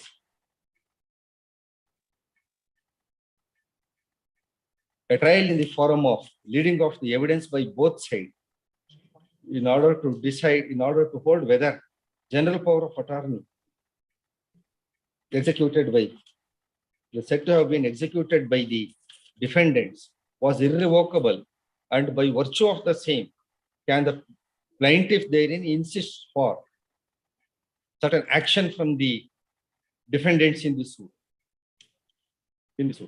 Further, a separate relief of direction is also sought. In that view of the matter, merely because one of the prayer is said to be, is alleged to be not entertainable by the trial court, and which relief is also, and the alleged entertainability of the said relief is also a question to be adjudicated by the trial court itself by virtue of the above mentioned two judgments, two different judgments of this court. The trial court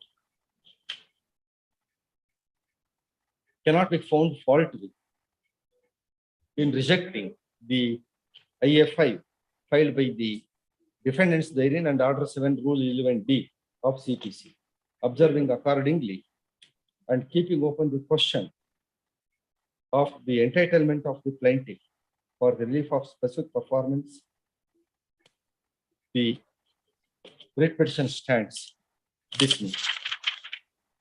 Yes. No further submission.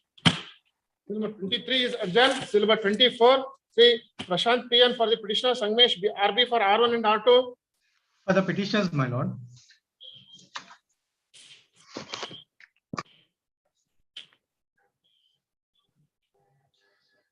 For the petitioners, my lord. Yes, who appears for respondents?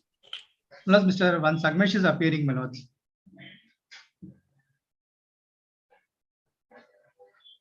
Kept absent on the last day appearing also, my lords.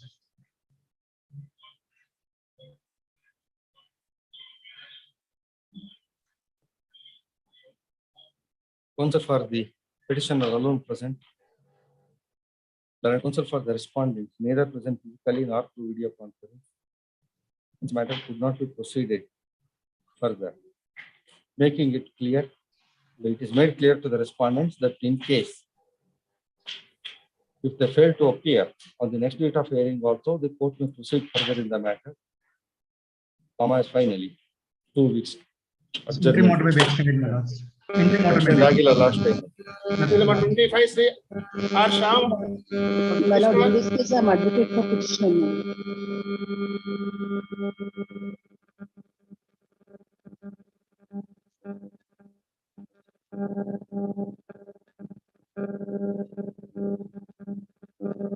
My lord, it is a suit by the female here, my lord. She filed the suit for- There is lot of disturbance from your side. Probably you are parallelly running or kept open several other similar electronic gadgets. No, my lord.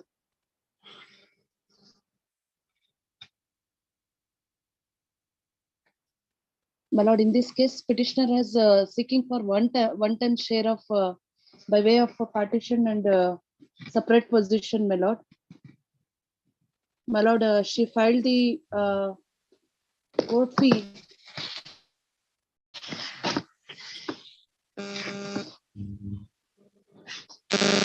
She filed the court fee in accordance with the joint position, my lord. But as per the written statement awareness, my lord, the court has held that, my lord, she has to file the court fee in Unable to hear you properly.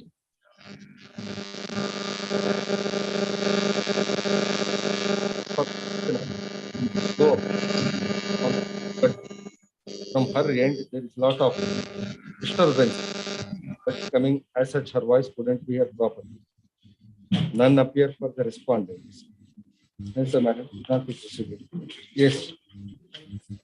Number 26, my lord, G.S. Bhatt. J.N. Madhav Reddy for 1 to 11.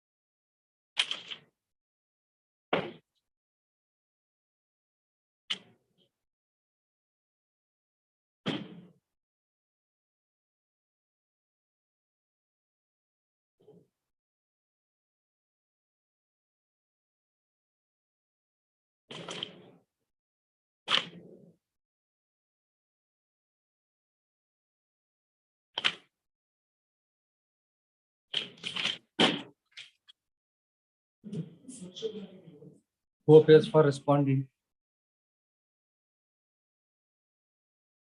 TVN Madhav Reddy and BM Inchaigoda for R1 to 11 in serial number 26. Yes, what is your case?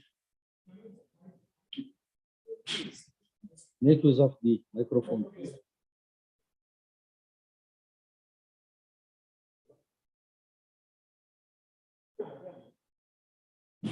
Your Lordships, I challenge the closure of the execution petition, my lords, which fails to take notice of the order of this honorable court in RSA 1422 of 2011.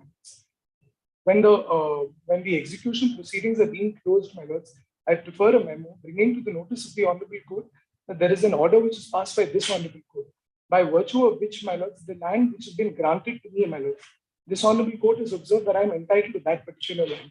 My lords, a motion to get a brief list of ways to assist my lords, if I may kindly pass it on. No, let the other side come then. Learned counsel for the petitioner alone present. Learned counsel for the respondent not present. Hence the matter could not be proceeded today. For the copy in advance to other side so that they can make their mention on the memo. Yes. Serial number 27, Sri Gautam Neftar for the petitioner. Chetan B for R1 and 2.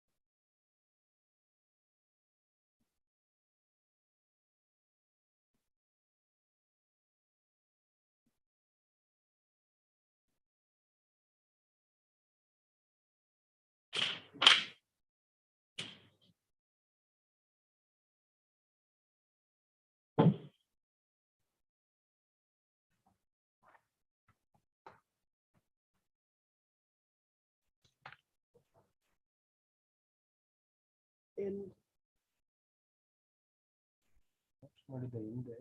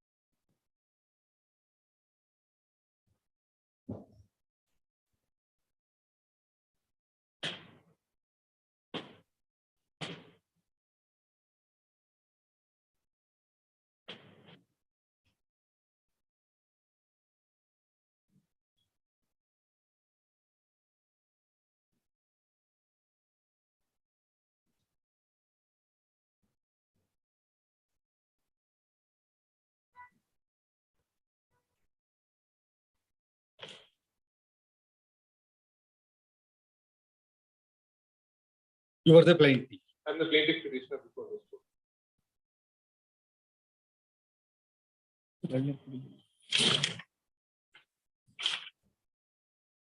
According to you, you cannot write your name.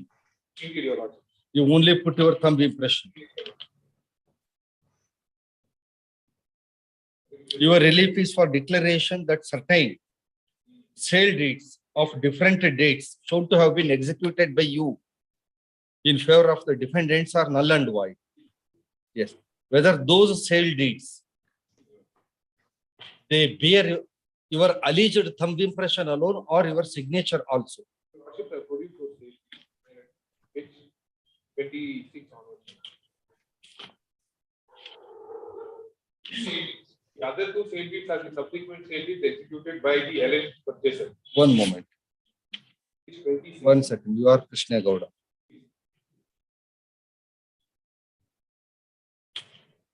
What all the sale deeds you want to declare them as null and void are produced by you here in the photocopy? There are 4 sale deeds. Yes. Yes. 2 sale deeds, 1990. 5 sale deeds. There are 5 sale deeds, but out of which 2 sale deeds are alleged to have been executed by me, by the defendants. The other sale deeds are the defendants having executed subsequently in favor of other purchasers. Yes. There are 2 sale deeds. Which are those 2 sale deeds executed by you? 10 to 1999, that is before this court, at page 26.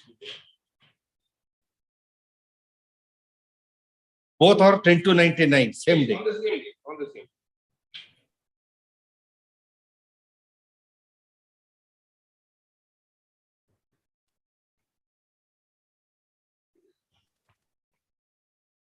That is annexure C. Please, Your Lordship. Your Lordship, these are the sale deeds prior to computerization of the discharge office. The only thing that is found in the sale deeds are the thumb impression of the executants that have been taken in the sub-registrar's office. Other than that, the signatures found are not mine, is what the contention of the plaintiff is. So likewise, the thumb impression is also not mine. Somebody has impersonated me before the registrar's office. That is the contention that I am making. The signature portion, you say that is not at all your signature. Impression are not. That is my submission before the court. Because my first thing is I am illiterate. I do not know how to sign. So the sale deeds purported to have been executed in favor of defendant 1 and 2 are the respondent. You totally deny execution of any document, including the sale deed. Indeed. According to you, have neither put your thumb mark nor signed. Because you are unable to sign, you cannot sign. And thumb impression also you have not put. You have not sold your property. That is the contention. They have created. That is your contention. Your Honor, may kindly look at the signatures. Identity of the parties is not in dispute, right? The Krishna Gowda whom they refer, that is you yourself. Yes, Your Honor. Identity. Property is not in dispute, the social property. The schedule has been included in the document by the defendants as they have created the document by impersonating me. That is the case. Not as per the plain government itself. He says, my lord, his signature has been forced. Forced on the but he is not saying, my lord, I don't know how to sign the document. But here in the plaint, they say the defendant number 1 and 2 have. Or ಏನಂತ ಬರಿಬೇಕಿತ್ತು? ನನ್ನ signature ಮಾಡೋದಕ್ಕೆ ಬರಲ್ಲ ಅಂತ ಬರೀತಾರೆ. But they are saying, my lord, my signature has been forced. Trial court advocate ಹಾಗೆ draft ಮಾಡಿರ್ತಾರೆ. ನನ್ನ signature ಅಲ್ಲ ಅಂದ್ರೆ ಅದು ಫೋರ್ಜ್ಡು ಅಂತಾನೆ ಅವ್ರ ಕಾಮನ್ ಮ್ಯಾನ್ ಥಿಂಕಿಂಗ್ ನಲ್ಲಿ ಹಾಗೆ ಡ್ರಾಫ್ಟ್ ಮಾಡಿರ್ತಾರೆ. So it's not my signature ಅಂತ ಎಲ್ಲಿಯಾದ್ರೂ ಅವ್ರು ಪ್ಲೀಡಿಂಗ್ ನಲ್ಲಿ ಹೇಳಿದ್ದಾರಾ? Have they not stated in their plaint somewhere that say the alleged signature in the sale deeds are not mine? ಹೇಳಿದ್ದೀರಿ ಅಲ್ವಾ? ಸರಿ, ಆಮೇಲೆ ನೋಡಿ.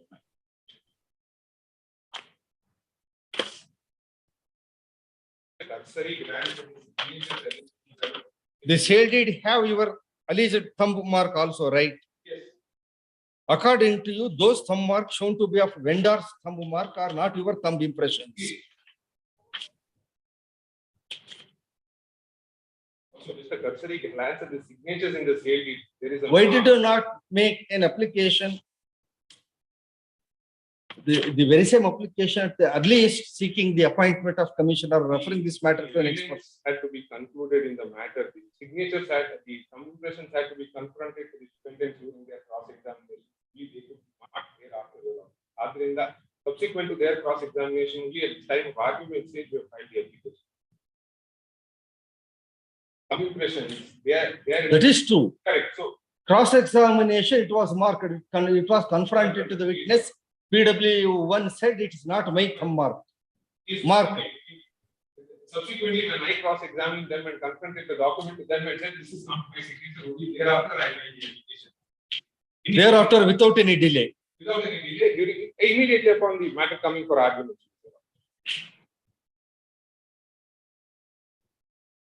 Of this Honorable High Court says that an application for scientific investigation so far as communications are.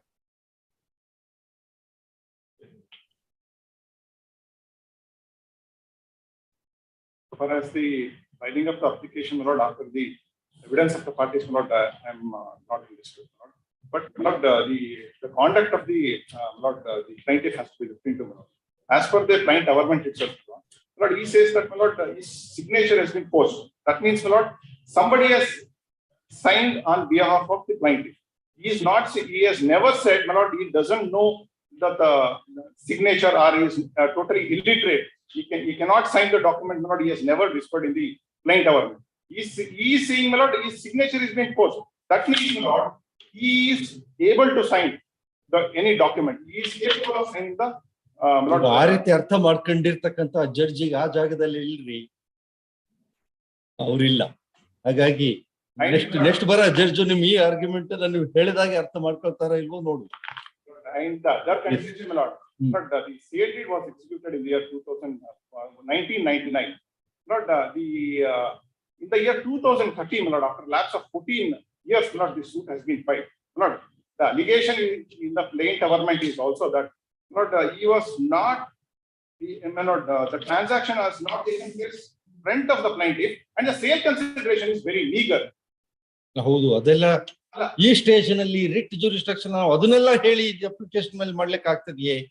ಇಲ್ಲ ಅಲ್ವಾ? ನಮಗ್ ಬಂದಿರೋದು application order 26 rule 10 ಮೇಲೆ ಮಾತ್ರ. ಅದಕ್ಕೆ ಸಂಬಂಧಪಟ್ಟಂಗೆ what is required or material ಅಷ್ಟನ್ನೇ ನಾವು ನೋಡ್ಬೋದೇ ಹೊರತು ಈಗ ನೀವು ಏನ್ ಪಾಯಿಂಟ್ ಹೇಳ್ತಿದ್ದೀರಿ, the alleged delay of filing the suit more than 14 years after the alleged execution of the sale deed ಅನ್ನೋದಾಗ್ಲಿ, and say the question that it is a forged signature doesn't mean that it is not signed by him, he is unable to sign ಅನ್ನೋದಾಗ್ಲಿ, we cannot look into those aspects now. ಅದ್ರ ಬಗ್ಗೆ ಏನಾದ್ರು ಹೇಳಿಬಿಟ್ರೆ ಈಗ it takes away either of one of you the point of agitation in the trial court, and we are not supposed to give that finding. So confining to order 26 rule 10, what is required, whether rejecting his application for referring the matters to the expert's opinion was justifiable is the only point. Thank you.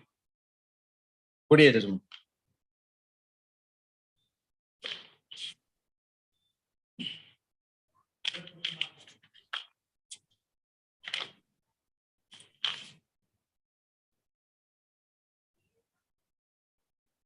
The present petitioner, who has a plaintiff in OS number 25/2013 in the court of the so and so Gravity Trial Court,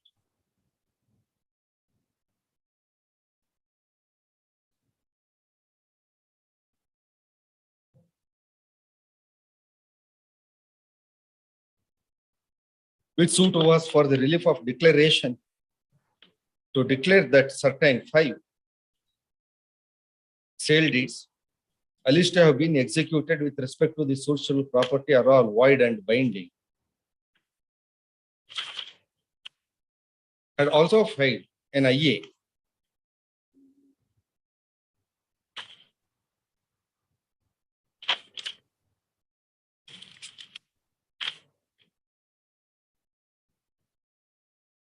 and order 6 rule 10A, order 26 rule 10A, read with section 151 of CPC, for referring the disputed documents for experts' opinion. regarding the execution of those documents. However, the trial court by its order dated 16/10/2016, 16/10/2016,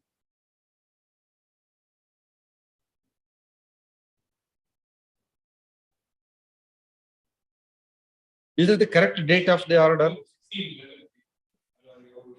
16/11 ಅಂತ ಆಗಿ ಮತ್ತೆ ಇಲ್ಲಿ 16/10 ಅಂತ ಹೇಳಿ ಬಂದಿದೆ. ನೀವು prayer ನಲ್ಲಿ ಏನಂತ ಕೇಳಿದ್ದೀರಿ ನೀವು?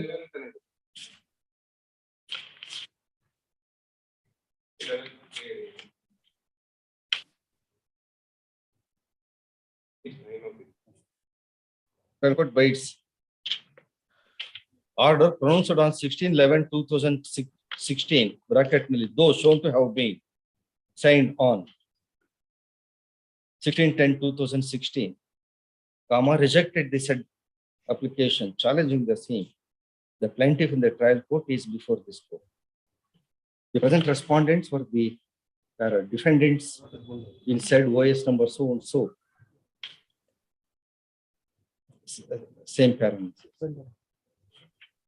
Defendants in so and so, so and so. So the contention of the plaintiff in the trial court, summary of the contention of the plaintiff in the trial court was that he has never agreed to, he has never either agreed to sell his immovable properties, which are the suitable properties, to the defendants, nor had sold them. As such, on no occasion he has executed any documents of conveyance, including the alleged registered sale deeds dated 10/2/1999, including the alleged 2 registered sale deeds of both of the date 10/2/1999 in favor of the defendant. As such, the very act of the defendants further selling those properties to alleged subsequent purchaser under registered sale deeds dated 16/3/2002, 7/7/2005, and 25/4/2005 are all null and void. After recording the evidence,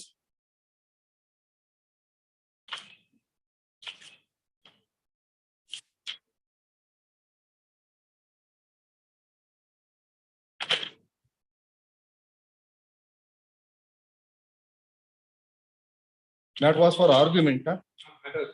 When the matter was at the stage of argument, the plaintiff has filed, he said IA under Article 26 Rule 10A CPC.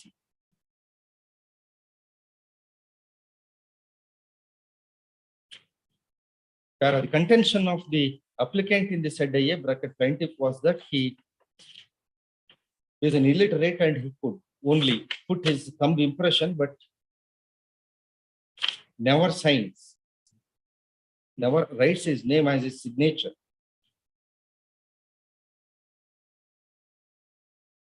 However, the documents produced by the, however, the documents relied upon by the defendants as the sale deeds dated 10/2/1999 alleged to have been executed by him, bracket the plaintiff,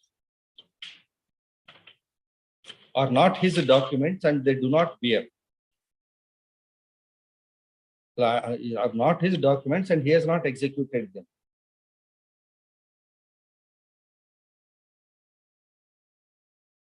The learned counsel for the petition, reiterating the same, submitted that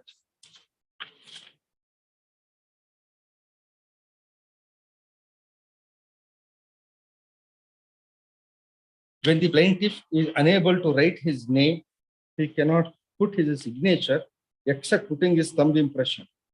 He has specifically and categorically denied that the alleged thumb impression on the alleged 2 registered sale deeds, both dated 10/2/1999, are not his thumb impression. As such, he has filed the application under consideration. He also submitted that unless the alleged thumb impression in those documents were confronted to the witnesses, he he was not in a position to file the IA, which was rejected by the trial court. IA under Order 26 Rule 10A, which was rejected by the trial. However, the trial court only giving the reason that if at that stage appointing a commissioner or referring the matter to expert, referring the documents to the expert for his opinion would cause further delay. So would cause a delay in adjudication of the matter, has rejected his application, which is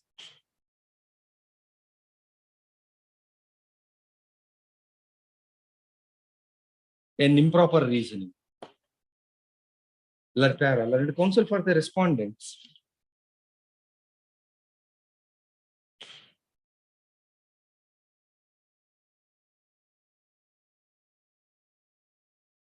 You appear for all the respondents, number 1 and 2. And 5 in their learned counsel for respondent number 1, 2, and 5 in their arguments. 5 ನಲ್ಲಿ ABCD ಎಲ್ಲರೂ ಇದ್ದಾರಲ್ರಿ, ಎಲ್ರಿಗೂ ನೀವೇನಾ? Alpha ಮೊದಲಿನಲ್ಲಿ ಪೂರ್ತಿ ಹೇಳ್ಬೇಕಲ್ವಿ, ಎಲ್ಲ ಹೇಳಿ ಹೇಳಿ ಹೇಳಿ ಬರ್ಕೊಳ್ಬೇಕೆ? Respondent number 1, 2 and or 5 bracket A to C in their arguments.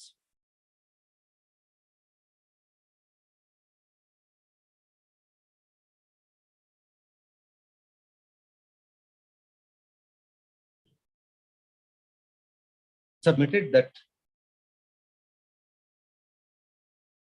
the sale deeds dated 10 to 1999 are registered sale deeds. Therefore, the plaintiff now cannot contend, of late cannot contend that they are not his documents. They further submitted that those two documents bears the signature of the executant, who is the plaintiff hearing. The said plaintiff has not stated that he has not put signatures on those two sale deeds dated 10 to 1999, but he has only stated that his alleged signatures are forged as such. He has admitted that he could able to write his, he could be able to put his signature. Well, the very contention of the plaintiff, as could be noticed in by a perusal of the certified copy of the plaint, which is produced at Annexure B, is that he has never executed any document. He has never executed the alleged sale deeds dated 10 to 1999 in favor of the defendants with respect to the suitable property. Apart from taking the specific contention that he has not executed the alleged sale deeds in favor of the defendants, he has also stated that he cannot put his signature and that he puts only his thumb impression. He has even contended that the alleged thumb impression on the alleged sale deeds dated 10 to 1999 are not his thumb impressions. Thus, thus the main contention of the plaintiff is that the sale deeds, the alleged sale deeds, both dated 10 to 1999, were not his documents and he has not executed them.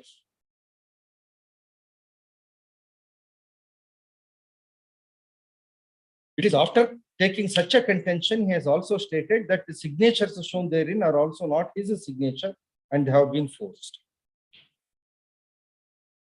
It is to take such contention that the thumb impression shown in those two sale deeds dated 10 to 1999 were not his. Those thumb impressions were required to be confronted to the witnesses and got exhibited, got marked as exhibits. Thus, it is thus he had to wait till those documents were confronted to the witnesses in the evidence and the alleged thumb impressions were marked.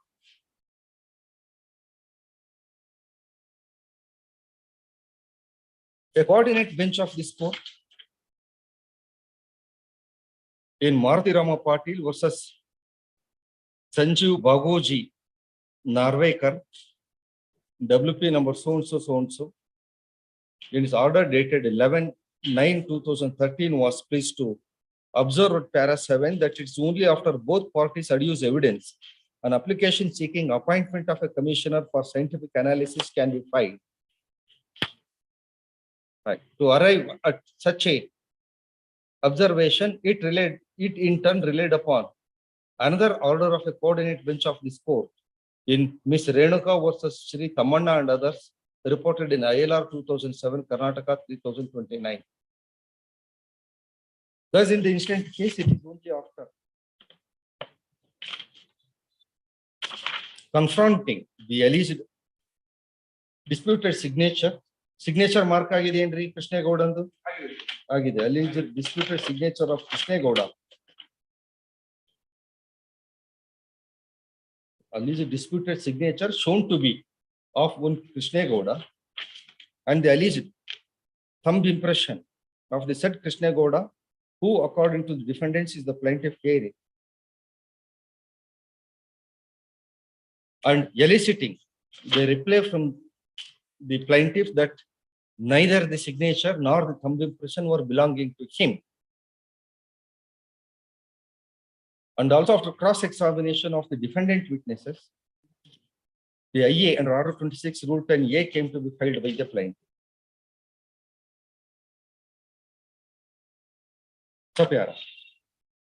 Whether the contention of the plaintiff that the alleged signature shown as a Krishnegowda in those two seal deeds dated 10/2/1999 were forged, and does it mean that, does it give an inference? Does it lead to an inference that the plaintiff could be able to put his signature, or not the relevant facts to be, or not the relevant facts which are required to be discussed in this writ petition? The trial court may at the appropriate stage look into those aspects. But suffice it to say that throughout the contention of the plaintiff has been that the alleged thumb impression on the alleged registered sale deeds are not his, and that he has never executed those sale deeds in their favor. It is in that regard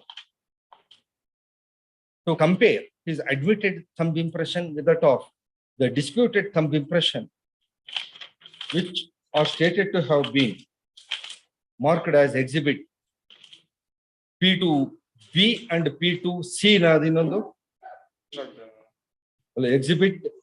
Exhibit D2B and D2C in the trial court were required to be D2B and D2B and D3 nadu 2 ಮಾಡಿ 3 ಅಂತ change ಮಾಡಿದಾರಾ? D3C, D2B and D3C. ಮುಂದೇನಾಯ್ತು? In the trial, it has stated to have been marked as D2B and D2C in the trial court. Trial court were requested to be referred to the expert for this report in that regard. However, the trial court only giving the reason that if the expert is appointed, getting his report would cause a delay in disposal of the matter, has rejected the said application. The said reasoning is not at all acceptable, since the applicant has shown the reason for the alleged delayed filing of the application. The possibility of delay in getting the expert's report would not be a reason for rejecting the application when the application otherwise deserves its allowing. The court is required to render justice by looking at the matter from all perspectives of which it is required to look into in a matter before it and in a process known to law. However, it cannot merely giving the reason that the disposal of the matter would take some more time, would not deprive a party's entitlement to get the matter referred for its expert opinion in the genuine cases. Since the case on hand where the application is made appears to be, is convincing to be a genuine case where the matter is required to be matter law, where the disputed thumb impressions were required to be referred for its expert's opinion, the impugned order which has rejected such a request made in through an IA only for the reason of possibility of delay in getting the report, deserves to be set aside, and the said IA deserves to be allowed. Accordingly, the writ petition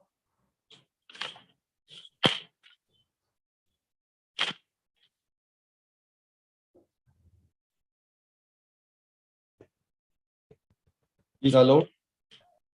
The order dated 16/11/2016, bracketed, however, shown to have been signed on 16/10/2016, passed by the Senior Civil Judge and JMFC, Velu,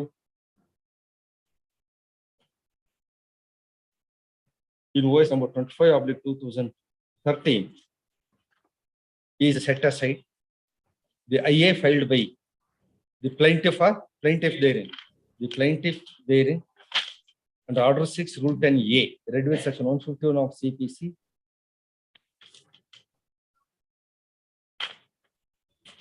have filed the copy of the IA here. Section E, my lord, page 40.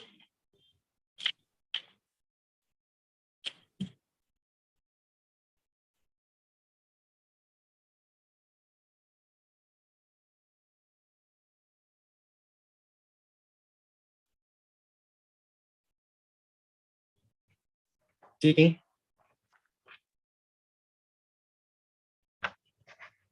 disputed thumb impression of the plaintiff in the disputed documents for its scientific law to the expert for his report.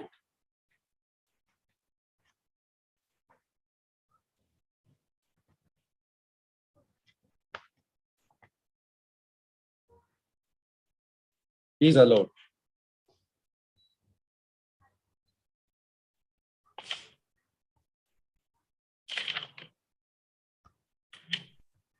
Allowed. Since this suit is of the year 2013, as such one of the old suit, since the suit is of the year 2013, both parties to the suit to assist the trial court in early disposal of the suit.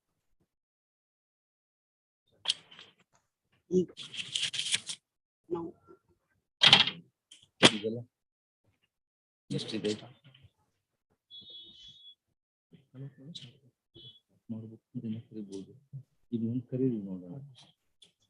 Number 28, CH-10 Basuraju for the petitioner, CPN Harish 28, for my lord, R1. 28 and appearing for petitioner counsel, my lord.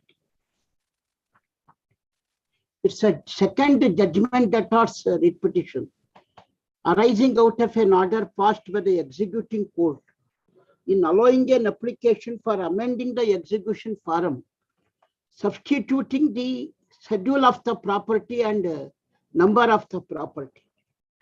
Your lordship will get the copy of the order at page 64 annexure K. So we'll have it either in the afternoon or in the next week. We'll have it in the next week, Mr. Counsel. Very well.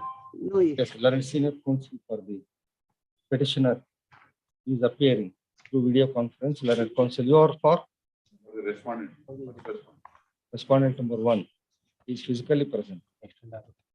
Call this matter on. So ಯಾವಾಗ ಆಗೋದು ತಮಗೆ? Next week ಹಾಕಿದ್ರೆ ಆಯ್ತು. After 14th, any day, my lord. 16th. Very well. I'm grateful. It's the matter on 16th. 3. I think, my lord, interim order required to be extended. It appears on record. Because time to time it is extended. The interim order granted earlier is extended till next date of hearing. Much obliged. Yes.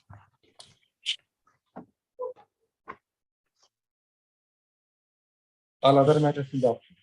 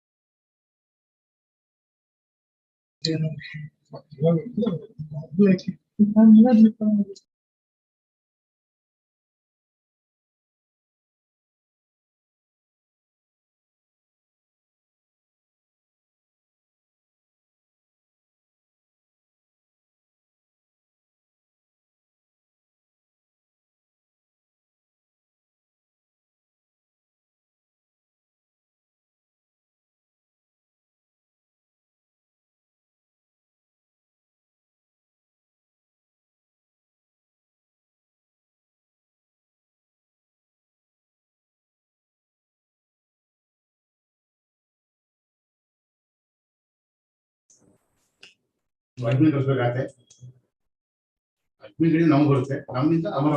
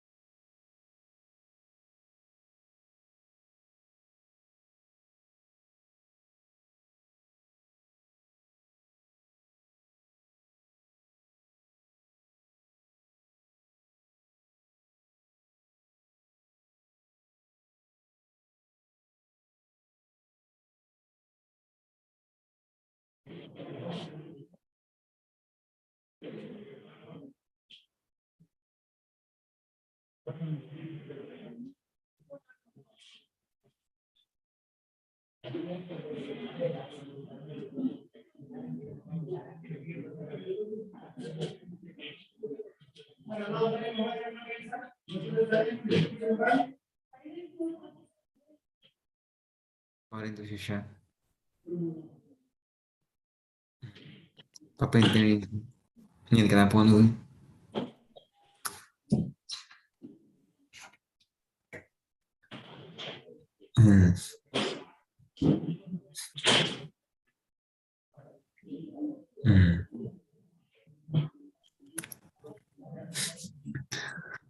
അയ്യപ്പൻ്റെ പുതിയ room എങ്ങനെയുണ്ടോ?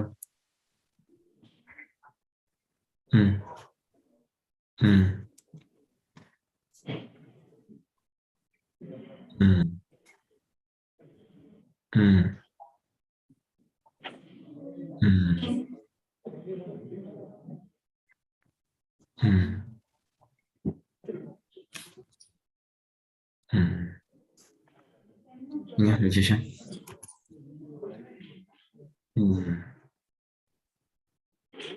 ഇരുന്നല്ല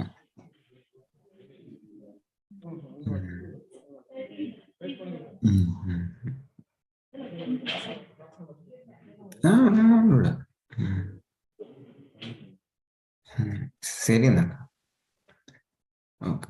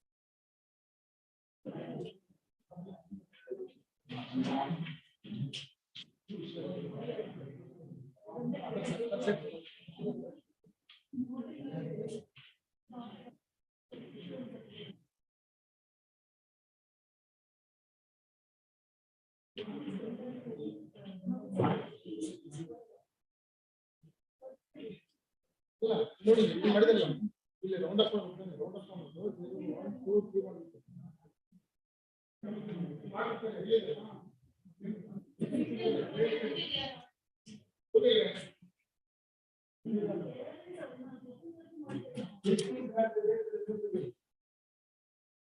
round ಮಾಡ್ಬಿಟ್ಟು 1 2 3 ಮಾಡ್ಬೇಕು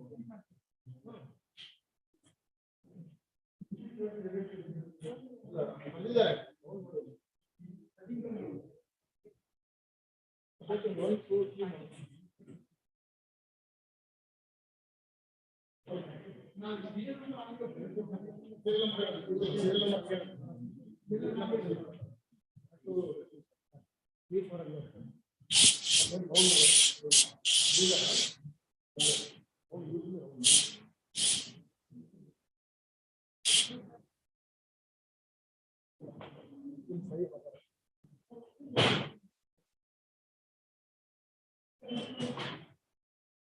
sir round ಮಾಡಿ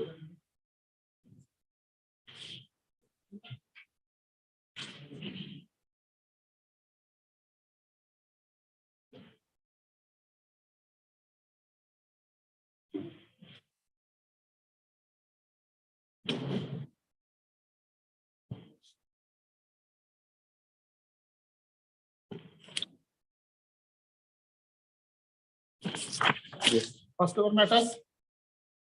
Number 1. Sri Spurti Hegde.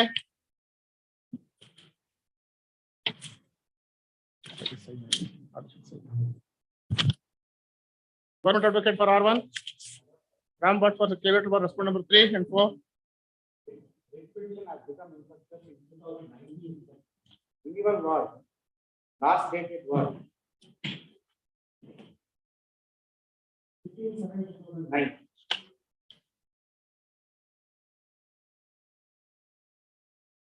Thereafter, ultimately, not interested, and in arbitration, facts of the case is this manner. Three children, that is three daughters of one person has become a partner. In fact, one of the son of Kiran, being a son of third respondent, Satyam, has entered into an agreement of running the cinema hall. They are renewing the license. And the petitioner was put outside. Thereafter, this conflict arises.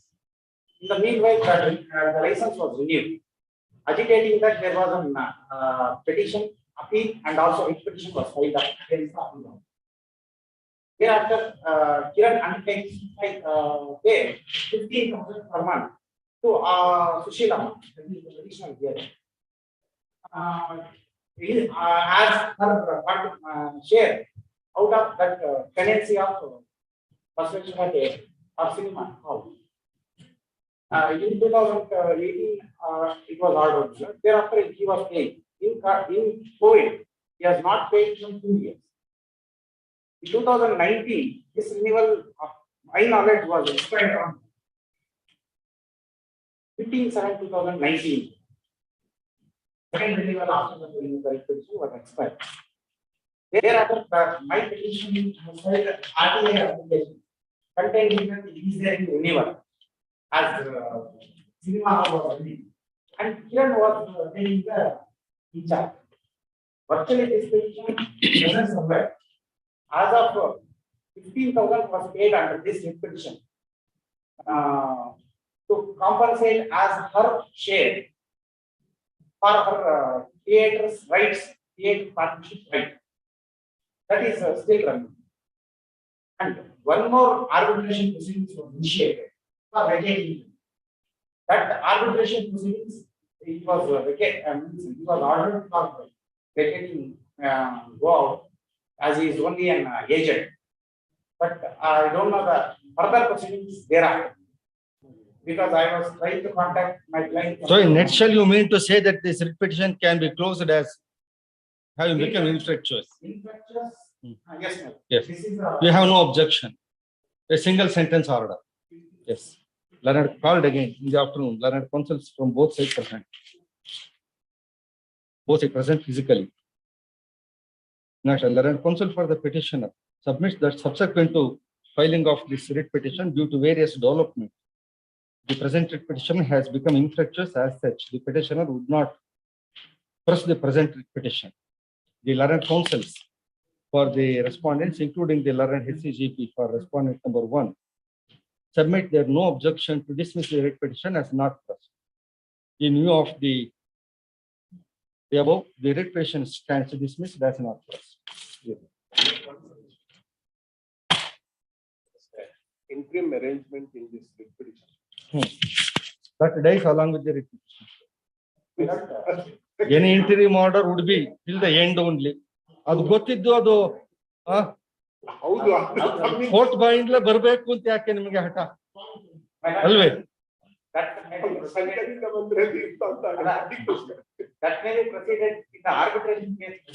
ಅಲ್ಲಿ ಬರ್ತದೆ arbitration case ನಲ್ಲಿ ನೀವು ಅದು ಏನೇನ್ litigation ಇದೆ ಹಾಕಿ ರಿಟ್ಟಿನಲ್ಲಿರೋ interior ಮಾಡಿದ್ರು writ end ಆದ ಕೂಡಲೇ ಮುಗೀತು. Serial number 5. The Manjana MS for the petitioner. Auto is served. In 5.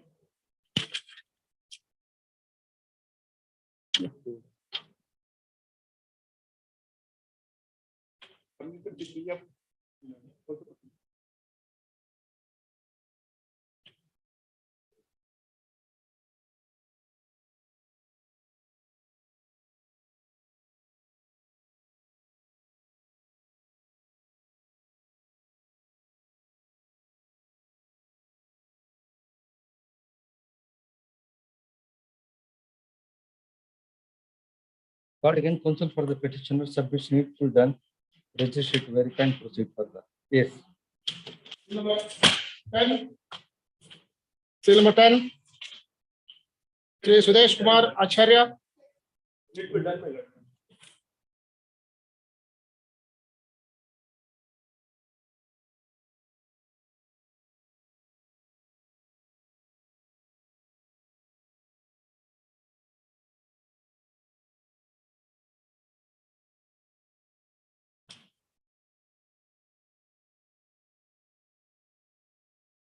Court again counsel for the petitioner submits needful done, registry to verify and proceed further. Number 12. Shrimati Irfana Nazir for the petitioner. The CGP for 1 and 2. Vigneshwar Shastri for R3. A to C, H and J.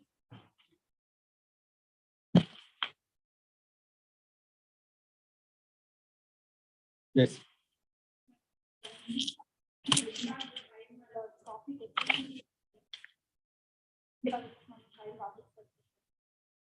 ಕೊಡಬಲ್ಲೆ ಒಂದು ದಿವಸ 2 ದಿವಸ 3 ದಿವಸ ಹಬ್ಬ ಅಂದ್ರೆ 4 ದಿವಸ ಕೊಡ್ತಾರೆ.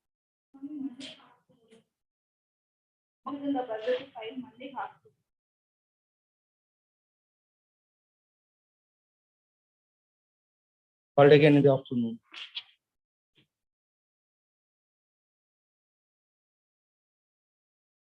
The counsel from both sides physically present. The counsel for the petitioner submits that since she is required to secure the file and go through it again, she requests a short accommodation. Reminding the learned counsel for the petitioner that the petition is of year 1993 and no further adjournment will be granted in this matter. The time as period is granted. List this matter on 7/3/2022 as period. Number 30. Number 30. Number 30. Sri M.E. Sundaramana, petitioner. Yeshu Mishra for caveat of respondent.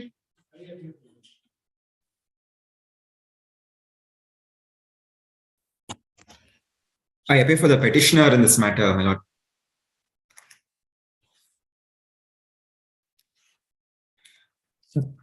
My lord, this application is filed challenging the order of the trial court, rejecting the application made by the petitioner hearing for appointment of a court commissioner, my lord. That order has been rejected, which has been challenged in the present proceedings.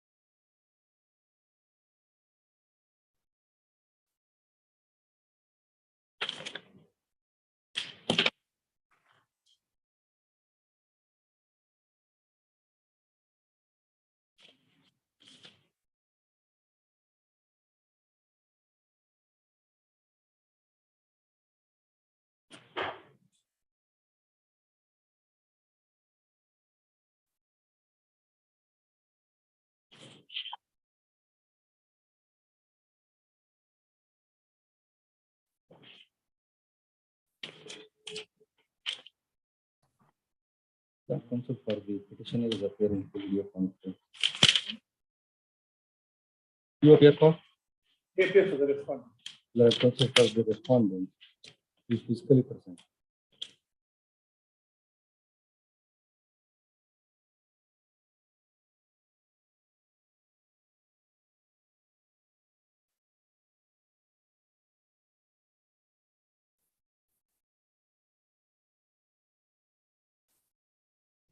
It's against the present petitioner number 1. It is a matter instituted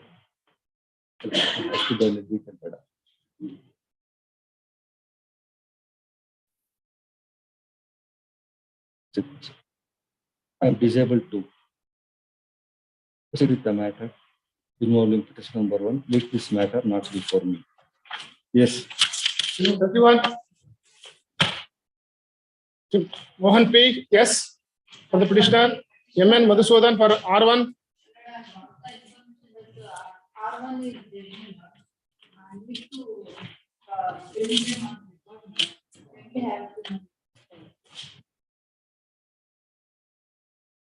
This morning a date was given to you, right? 5/3. I called the trial court advocate before the R1 is there, and already they got problem recording the trial court. Got for R1. Whether R1 is dead, When I got instruction after the madam gave me instruction that then I counsel for the petitioner and respondent number 1 are physically present. Both submit that according to information given to them, the respondent number 1 is dead. The learned counsel for the petitioner prays for 10 days accommodation to ascertain the correct, complete, and ascertain the details of the legal representatives of the deceased respondent number 1 and to bring him on record. However, she also submits that in the trial court, the legal representatives of respondent number 1 have already been brought on record. 10 days time as that is granted. The interview model granted earlier is extended for a period of 10 days from today. Yes. Seal number 32. Sri Keshav Murthy B. for the petitioner.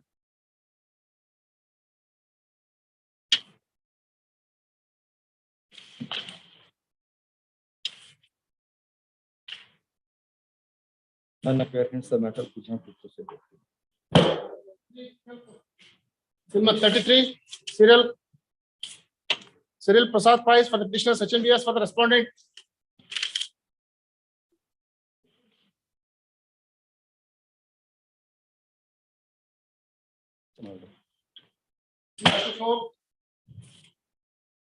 Sri Venkat Reddy CM for the petitioner.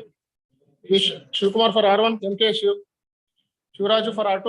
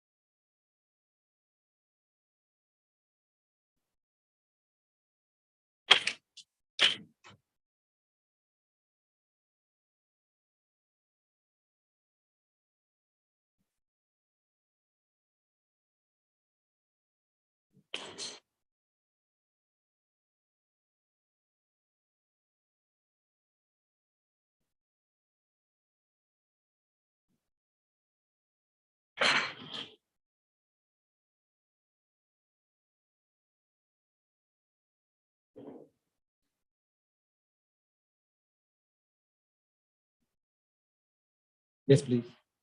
Section F, saving, copy of the saving. Hospital is the portion of the property in favor of including again. 27, Section F. Why did you not produce this document in the trial court? The objection himself was admitted. First the property annexure D, page number 20, para number 3. Bidding applicant itself is admitted in the transaction of the sale. Suppose defendant is not aware of the tendency of the suit between plaintiff and defendant. As such, this proposed defendant is not bona fide. One moment. Where is your application? What page? Section C, page number 18.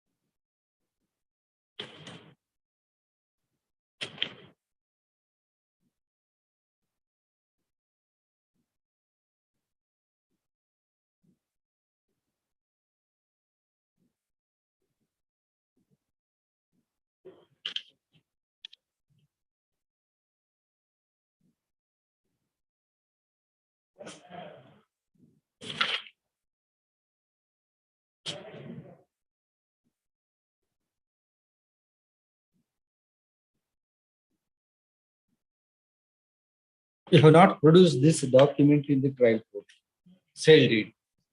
They have not admitted that they have purchased the property in survey number 33. Read that portion.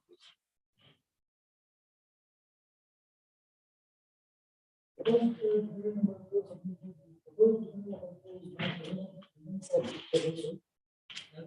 of purchase, the property being on survey number 1 or 3, south of. What is that property survey number you read now?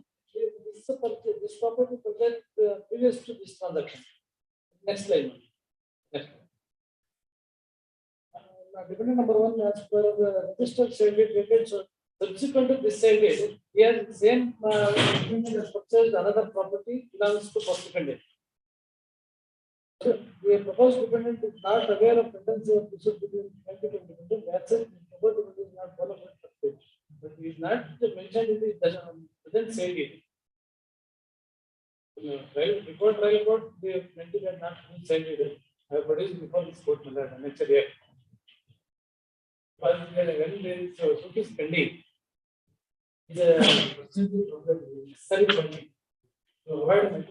Now, how he is a necessary party? Yes. Yes. During the pendency of the suit, he is purchased the portion of the property. Suit is for?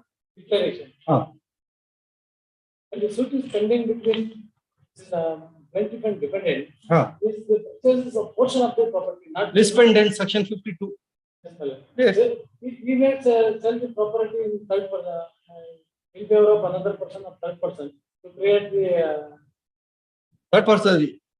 Any number of persons whosoever may purchase those properties. If you succeed in the suit, they don't get any better title. That's why to avoid multiplicity of the proceedings is Not necessary. Not necessary. You have not even mentioned as to which particular portion of which survey number was sold or purchased. Survey number 33, instead of the 3 acre 4 gunta, out of 3 acre 4 gunta, is purchased 1 acre 4 gunta. The remaining 2 acres stands in name of plaintiff. But he has not admitted that he has purchased the property.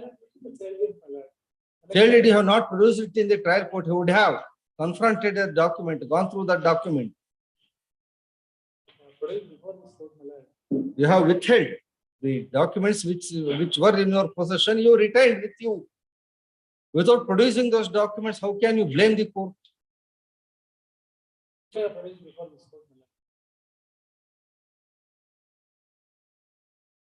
At the other side, come who's the respondents?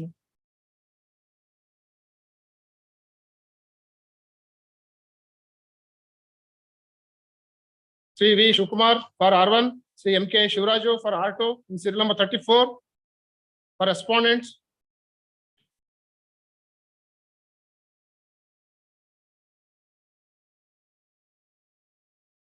Then counsel for the petitioner alone present. Then counsel for the respondents not present. As the matter could not be proceeded today, list this matter on 5-3. Yes. 35. Sri S.V. Prakash for the petitioner.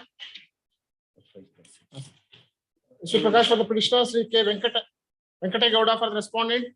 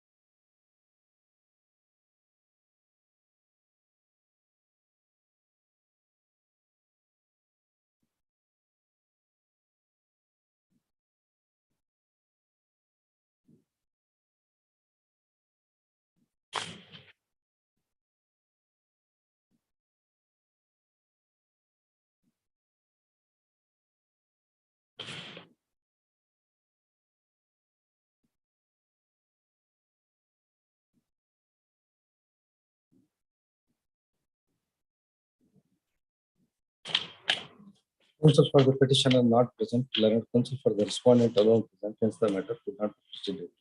Yes. Thank you for interim. Seal number 36 is adjourned. Seal number 37, Sri Jaykumar PP for the appellant, for petitioner. Sri RV Sadashiva for R1, R2, BR Umesh is served. For first respondent, my lord.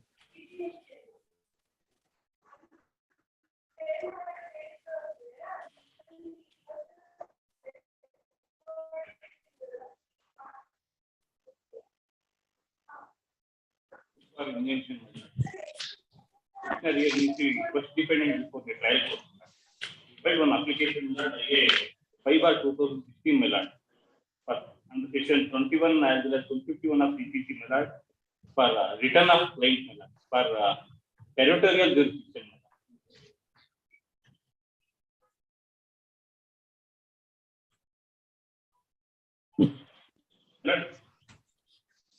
File the suit for injunction against the defendants, my lord, and 1 and 2 for seeking. Whether objection was filed to the said application, HSC, my lord. then respondent is there. Let's just see, my lord.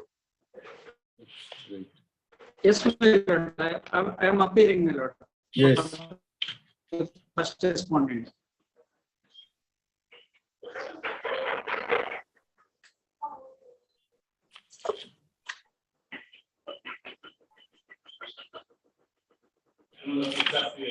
One moment.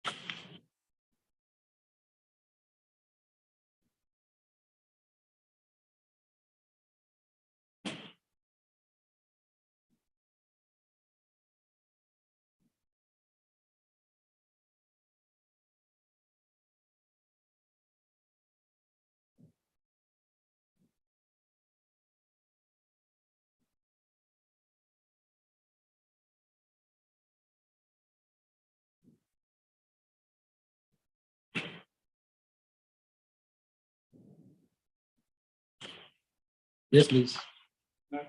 Plaintiff as well as defendant, my lord, feeling that both my lord in this case, all of follow custom jurisdiction.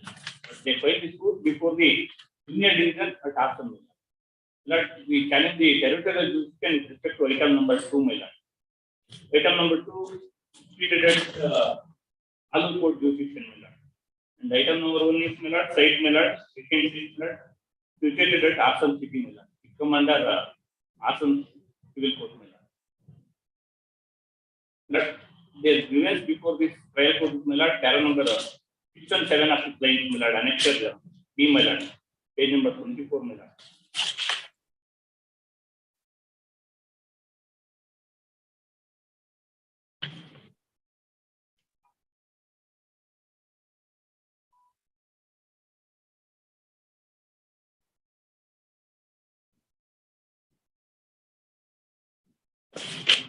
Yes.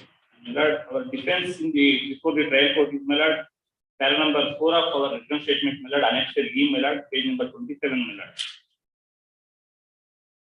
They are the family, my lord, all are single family, my lord, as per court decree, my lord, compromise decree as we pass, my lord, in OS number 86, 13, my lord. Defendants have some adjacent plans with respect to schedule A and B properties, my lord, item number 1 and 2 properties. Intention is, my lord, avoid the passage, my lord. Moving the passage in the schedule A and B, item number 1 and B properties.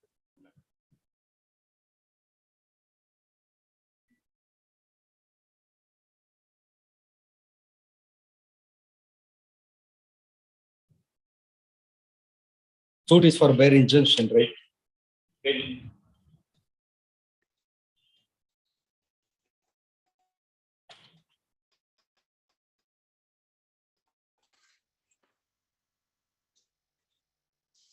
the circumstances, my lord, section 20 will apply in the present case, my lord, section 20 of CPC. What section 20 says? Where the defendants reside, right? Yes, my lord. Why not section 17? A personal obedience for ignition, my lord. Personal obedience is required, my lord. Defendant as well as plaintiff residing in the Alur, my lord.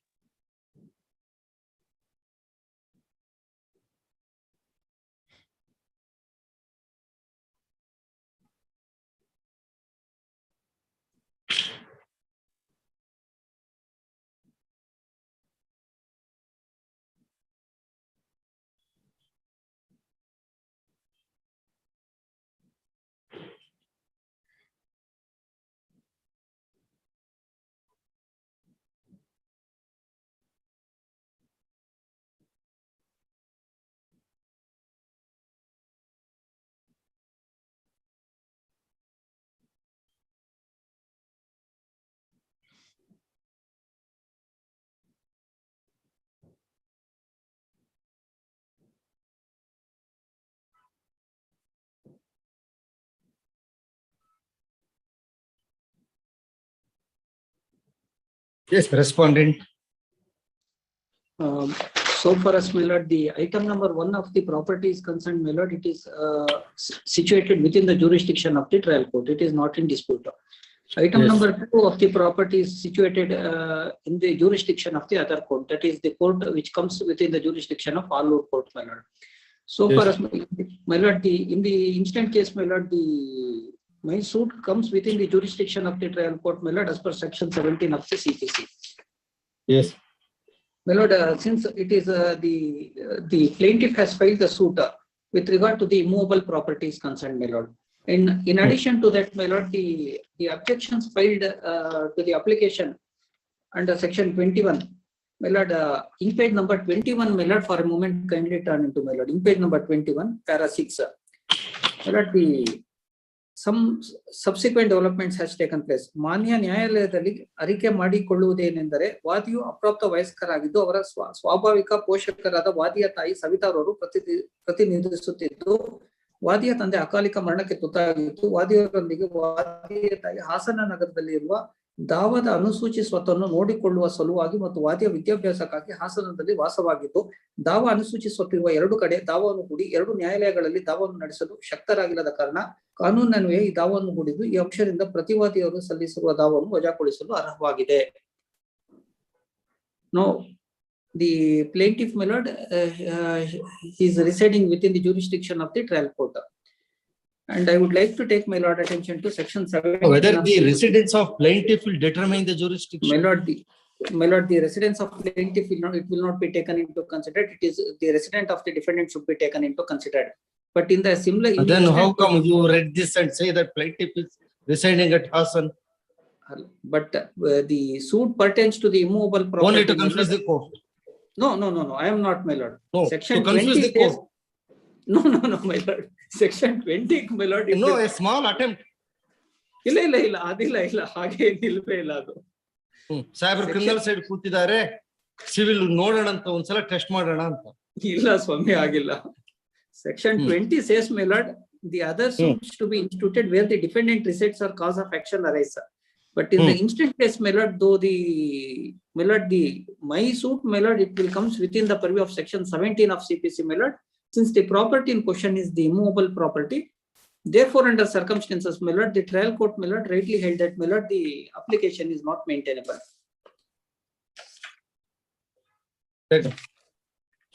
Please be seated.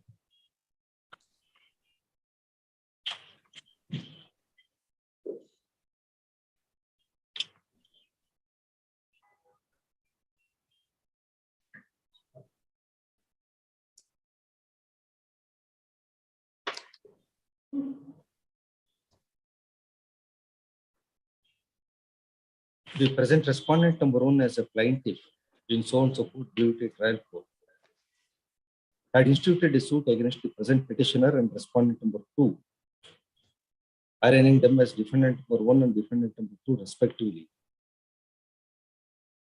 Voice number 43 of 2016 for the relief of permanent injunction.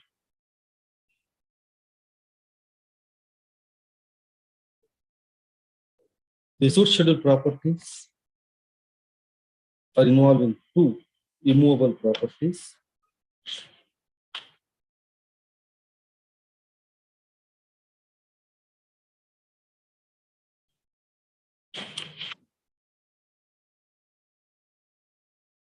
One is situated within the jurisdiction of Hassan City Municipality. The other landed property is situated at Bommenahalli village, Alur Taluk.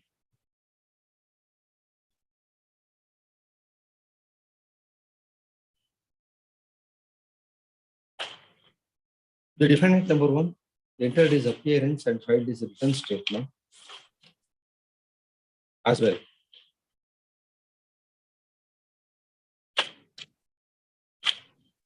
IA number 5.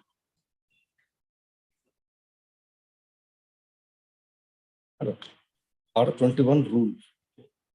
Order section 21 read with 151 of CPC, seeking returning of the plaintiff to the plaintiff for its presentation before the appropriate court of jurisdiction, proper court of jurisdiction. The plaintiff filed his objection to the said application after hearing both sides. The trial court, by its order dated so and so, rejected the said application. Agreed by the same, the defendant number 1 has filed this writ petition.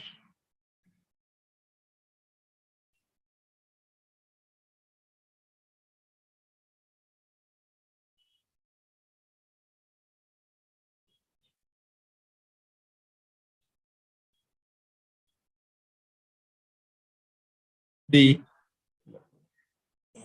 admitted fact is that it is not in dispute that suitable property comprises two properties. One is located in Hasana Taluk, the other located in Alur Taluk, both coming under Hasan district.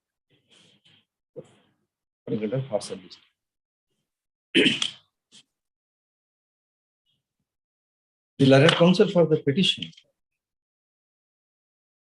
submitted that since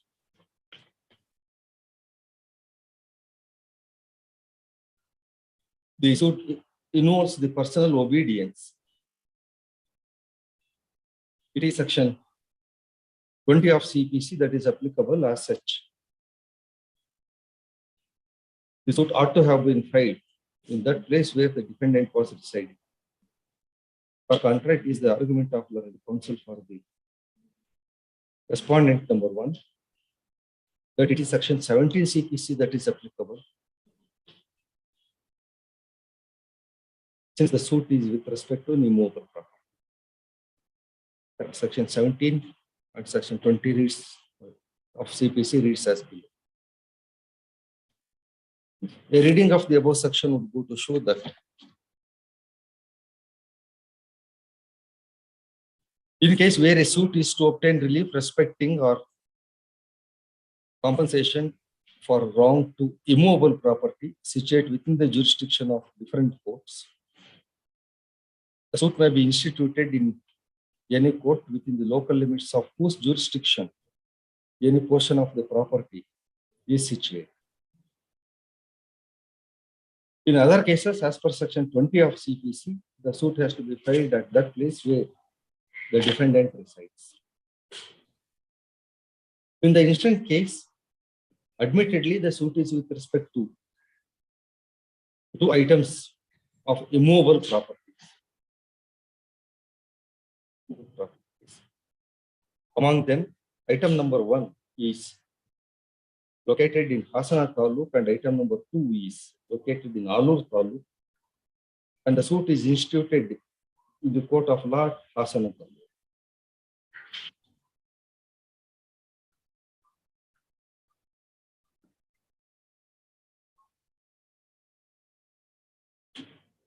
A perusal of the plaint averment, more particularly with respect to the alleged interference alleged to have been committed by the defendant, we go to show that the plaintiff has specifically stated that since 2 days prior to the filing of the, since 2 days prior to the institution of the suit, the defendants were trying to encroach into the suitable property item number 1.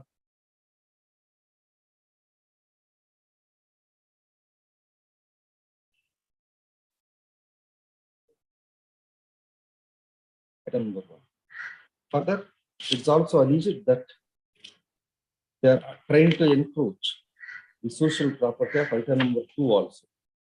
Thus, the main allegation is with respect to the alleged encroachment with respect to item number 1, which is the immovable property located in Hasana Taluk. Therefore, it is the section 17 of CPC that is applicable, where the suitable properties are located in more than one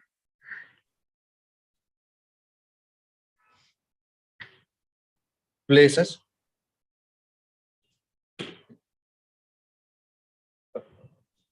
where suit properties are located in different, within the jurisdiction of the different courts having jurisdiction. Thereafter, the suit can be filed in any one of such place.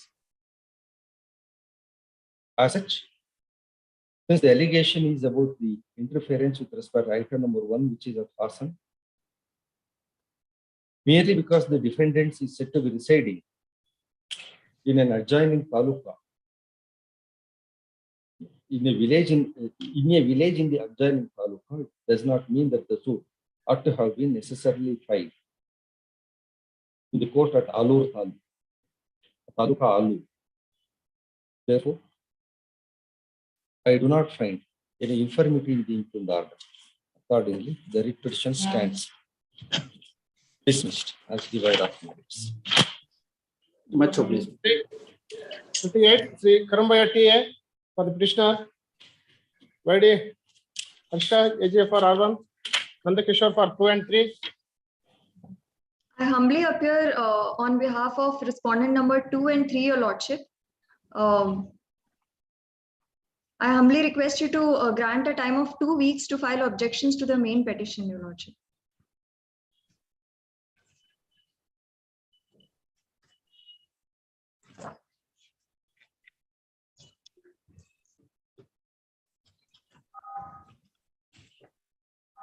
None appear for petitioner. Learned counsel for respondent number 2 and 3 appearing through video conference. Place for 2 weeks accommodation to file their objection to the writ petition. Time as spread is granted. Much obliged. Number 39, Sri Jairaj DS for the petitioner. Sri STM Prasad. I am appearing for petitioner. It's a application for renewal of the theatre license has been rejected by the authorities. Kindly see, my lord, annexure A, page 52. Respondents are ready. 1 minute. On Friday. I have furnished a copy to other side.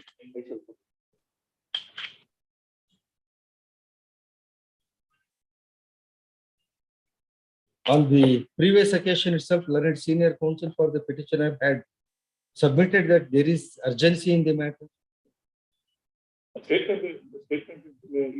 are the documents which are placed before the judge. They are having the documents, these documents. Basis of it, Hello. You appear for whom? third respondent. Third respondent. Theatre.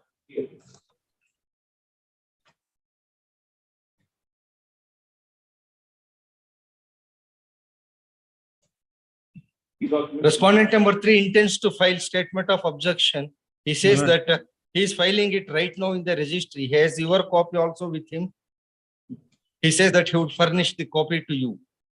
Tomorrow or day after tomorrow, Your Lordship can have it, my lord. Next week, which date is convenient to you? Next week, my lord. Yes. Yeah. Some date you could tell me. Monday, my lord. Next Monday. Yes, no problem. And let him serve the copy.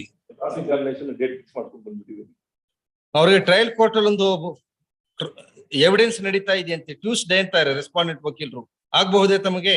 No, my lord, my theatre has been closed, and my lord, I am paying the salary to the employees. I am at loss. He is not. Tomorrow or day after tomorrow, or at the most, my lord, next week, Monday.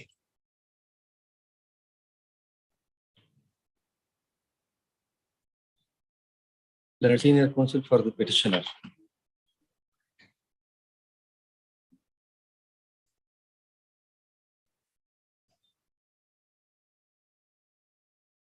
Is appearing through video conference. Learned counsels for the respondents are physically present. The counsel for respondent number 3 submits that you are filing it right now in the registry. Submits that. At 3 o'clock itself, it will be closed. Beyond 3 o'clock, they don't receive it.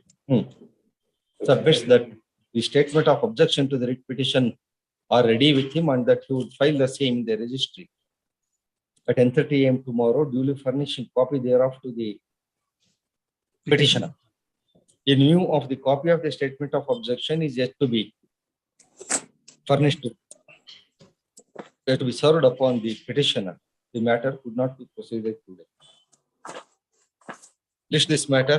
ಅವರಿಗೆ ಸೋಮವಾರ ಅನಾನುಕೂಲ ಇದೆಯಂತ್ರಿ ಅಲ್ಲ Friday. ಆಗ್ಲಿಕ್ಕಿಲ್ಲ. ಸೋಮವಾರ ಆದ್ರೆ late ಆದ್ರೆ ಸೋಮವಾರ ಅಂತಾರೆ ಎಲ್ಲ ಸೀನಿಯರ್ ಕೌನ್ಸಿಲ್. ಏನ್ ಹೇಳ್ತೀರಿ? ಡಿಫಿಕಲ್ಟಿ ಹೇಳಿದ್ರೆ No, Friday. Let it, your lordship can have it on Friday. ಮಹಾಲ್ ಅವರೇ ಮಂಗಳವಾರ ಬನ್ನಿ. ಶನಿವಾರ ಆಗ್ತದೆ ತಮಗೆ? ಶನಿವಾರನು ಕೆಲಸ ಮಾಡೋದಾದ್ರೆ ನಾನು ಸಂತೋಷದಿಂದ ಕೇಳಬಲ್ಲೆ. ಇಲ್ಲ ಮ್ಯೂಟ್ ಆಯ್ತು ನಿಮ್ಮ ಮೈಕ್ರೋಫೋನು. ತಮ್ಮ ಮೈಕ್ರೋಫೋನ್ ಮ್ಯೂಟ್ ಆಯ್ತು ನೋಡಿ. Yes. My lord, kindly have it, my lord, on Tuesday. ಅಷ್ಟೇ ನೋಡಿ. ನೀವು ಸೀನಿಯರ್ ಕೌನ್ಸಿಲ್ಗೆ ಯಾವ ಇಂಜೆಕ್ಷನ್ ಕೊಡ್ಬೇಕು ಅದು ಕೊಡ್ಬೇಕು. ಏನ್ ತಗೊಂಡ್ರಿ?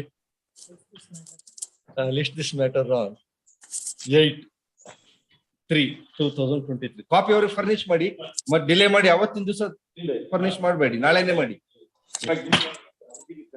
Produced before the division commissioner. Yes. But they have not produced it before this court. Therefore, I am. Yes.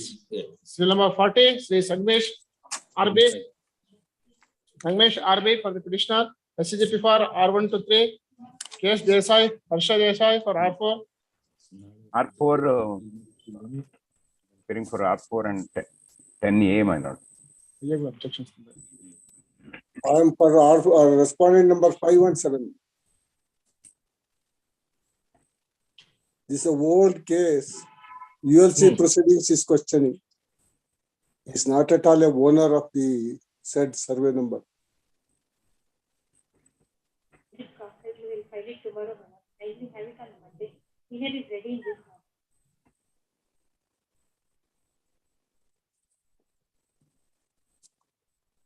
If your lordship look into the order sheet, then it will clearly stated what is to be done.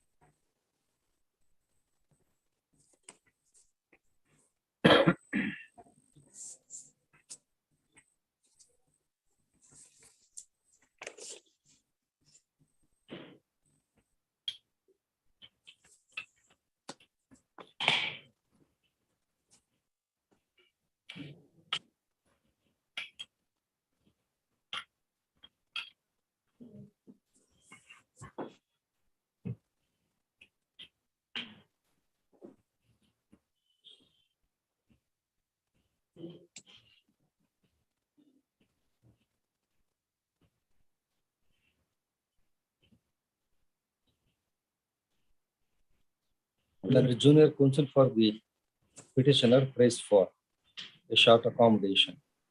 Learned counsel for respondent number 5. 4 and 10A, my lord. Respondent 4 and 10A. 517. Or appearing through video conference.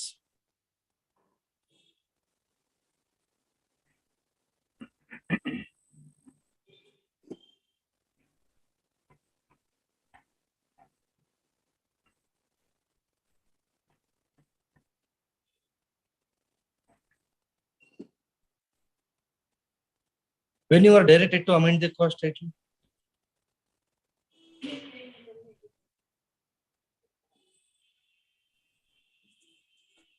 you have not carried out amendment.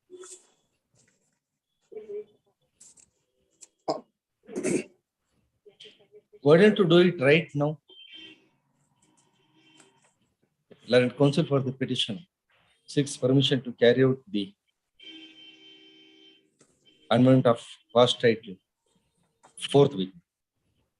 And she is permitted to carry out the amendment as permitted, 4th week. Is the matter in the next week? What do you? Right. Yes. Number 41. Number 41. Sri MC Nagashri for the petitioner. Sri R. Krishidar for R1 and 2.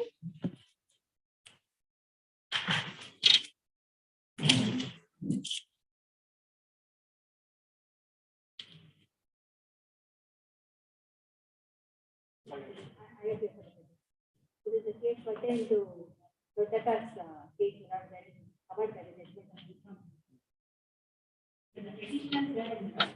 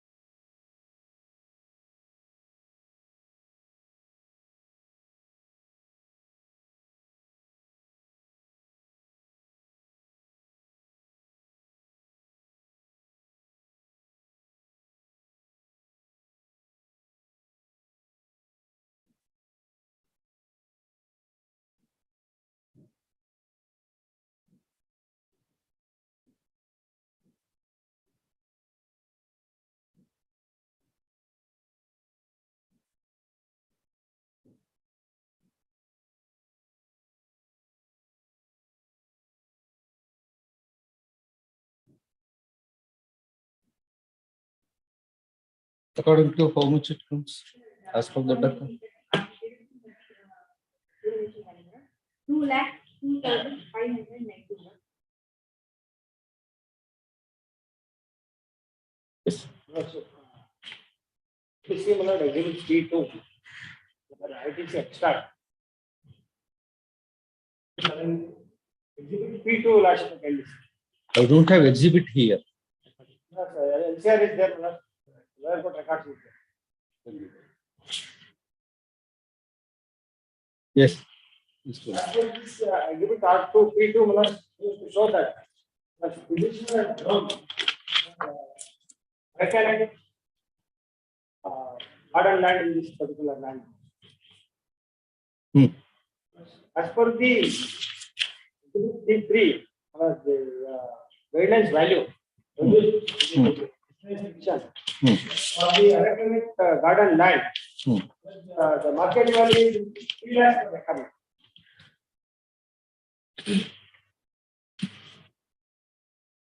But the formula is 2 lakhs. This recalculated, what is awarded by the formula is just and proper.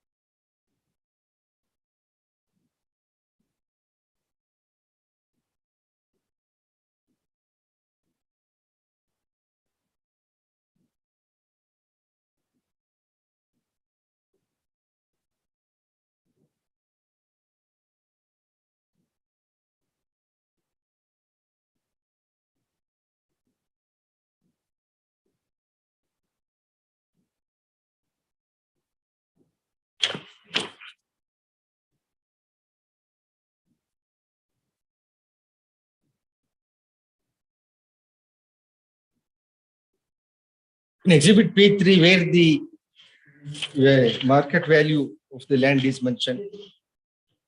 Respect of Gampal land in photo serial number 24.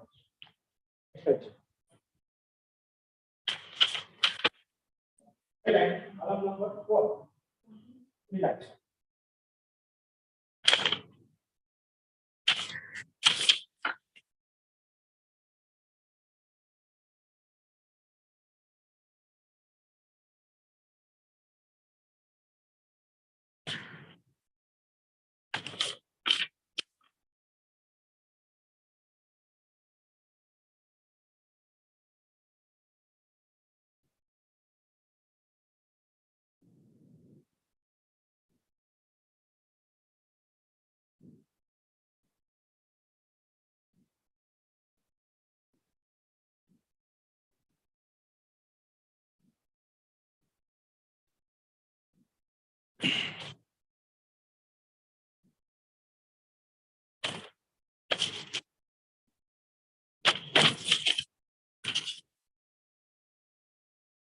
Yes.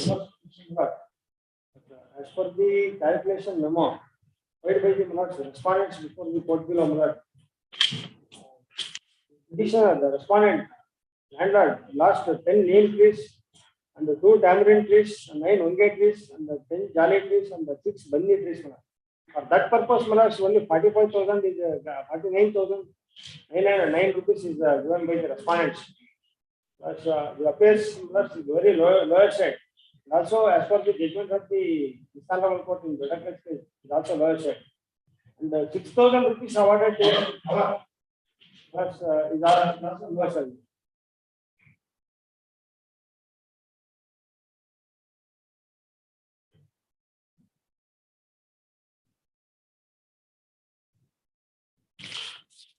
Rupees awarded to the lower court is 6%. One thing that we have only acquired 100 meters of the land, it is not there. But in exhibit T3, though now the petition content, but I'm only the extent of 30% as to that statement. Cannot challenge it. Therefore, the award passed with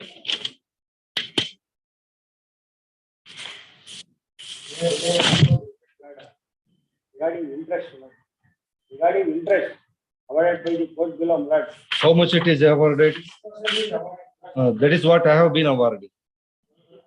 Just request That is as on that date. Yes. ಈಗ ಇನ್ನೂ ಕಡಿಮೆ.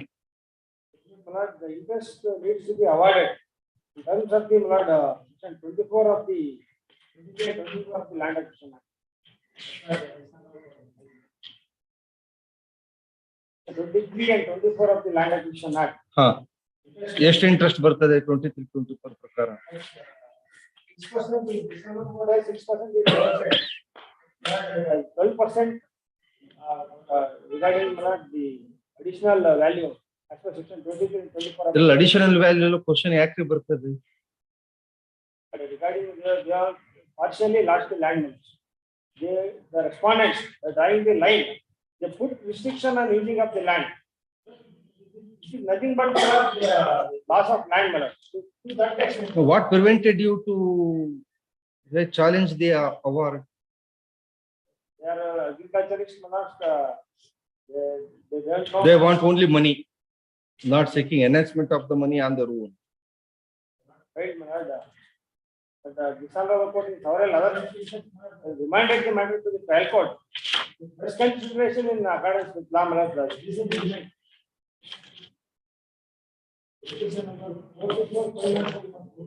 Sir, ನನ್ನದೇ ಬೆಳಗಿನದೇ ಒಂದು judgement ಇದೆ, ಅದಕ್ಕಿಂತ latest ನಿಮಗೆ ಯಾವುದು ಸಿಗಲ್ಲ. ಬೆಳಗಿನದೇ ಇದೆ ಜಜ್ಮೆಂಟ್, ಸೀರಿಯಲ್ ನಂಬರ್ 18 ನೋಡಿ, ಅದನ್ನು ಬೇಸ್ ಆಗಿ ಇಟ್ಕೊಳ್ಳಿ.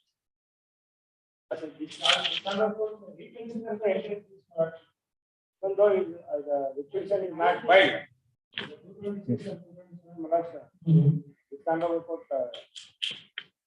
ಅದನ್ನೇ ಬೇಸ್ ಆಗಿ ಇಟ್ಕೊಳ್ಳಿ. ಫ್ಯಾಕ್ಟ್ರಿನಲ್ಲೂ ಲ್ಯಾಂಡ್ ಡ್ರಾಯಿಂಗ್ ಎಲೆಕ್ಟ್ರಿಸಿಟಿ ಲೈನ್ ಅಂತ ಅದೆಲ್ಲದಿದೆ, ಸೇಮ್ ಫ್ಯಾಕ್ಟೇ ಬರ್ತದೆ. ಇದು ಎಕ್ಸ್ಟೆಂಟ್ ಒಂದು ಚೇಂಜ್ ಆಗುತ್ತೆ. 131.06 ಗುಂಟಾಸ್ ಬರ್ತದೆ. Location of the land argumentinally learned counsel for the respondent. Finish the argument submitted that Exhibit P2, which is an RTC for the relevant year, shows that the payment of the respondent was growing Arakanat. As such, as per Exhibit P3, the market value of the land per acre ought to have been taken at rupees 3 lakh per acre. So the trial court has not considered the same. He also submitted that the compensation awarded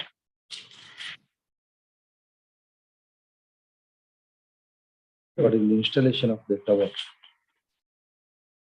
is only a sum of 6,000, which is a small amount. He further submits that the rate of interest awarded at 6% per annum is also very less, which requires a reconsideration. In her reply, the learned counsel for the petitioner submitted that the respondent, without challenging the impugned judgment, cannot seek for enhancement of the compensation, that too without any grounds or basis for seeking such an enhancement. Next line. Reasoning same reasoning copy with respect to beginning with copy with respect to the alleged fixation of market value is concerned. ಇದು ಅದರಲ್ಲಿ market value undisputed ಇತ್ತು ಆ portion ಇದು ಬರ್ತದೆ. Concerned the trial court has trial court ಅಂತ ಹೇಳಿದ್ರೆ district court ಅಂತ ಹೇಳಿದ್ದೆ ನಾನು ನೋಡಿ ಅದ್ರ ಗ್ರೇವಿಟಿ ಡಿಸ್ಟ್ರಿಕ್ಟ್ ಕೋರ್ಟ್ ಅಂತಲೇ ಬರ್ತದೆ. ಟ್ರಯಲ್ ಕೋರ್ಟ್ ಮಾಡಬೇಡಿ, ಡಿಸ್ಟ್ರಿಕ್ಟ್ ಕೋರ್ಟ್ ಮಾಡಿ. The district court has taken the market value of rupees 2 lakh per acre. According to respondent, they were growing the Arakanat. As such, the market value ought to have been taken at rupees 3 lakh per acre.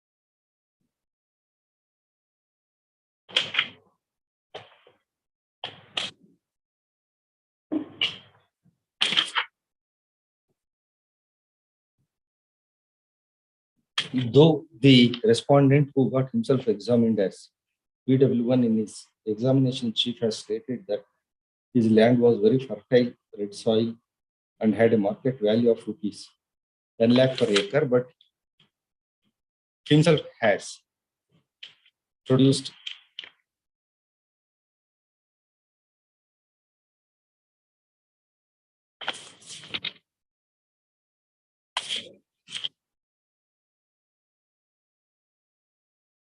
the market valuation certificate and got it marked as Exhibit P3.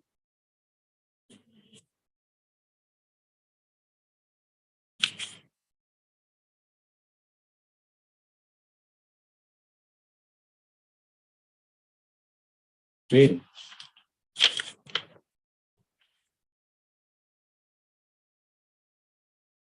the market value is fixed at rupees, fixed from rupees 90,000 to rupees 3 lakh, depending upon the nature of the soil and the crop grown. But for a dry land, it is fixed at rupees 90,000 per acre. For a garden land, it is at rupees 2 lakh per acre. If the said garden land is being cultivated with arecanut, then the market value is fixed at rupees 3 lakh. 3 lakh.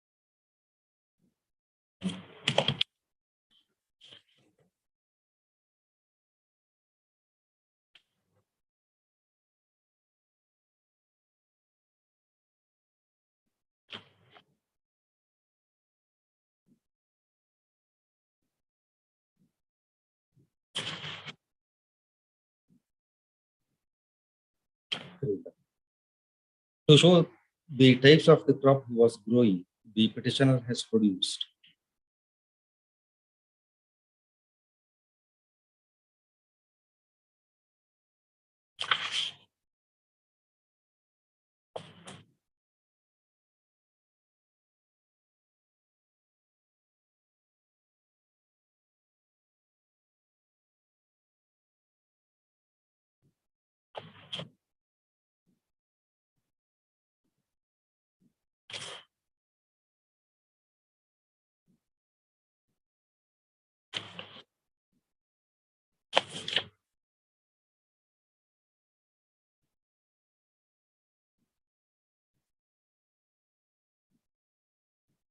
arecanut.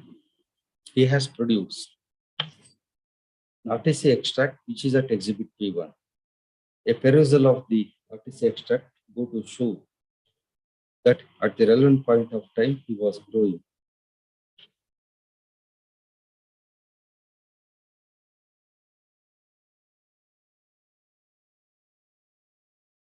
plantain, groundnut, and arecanut.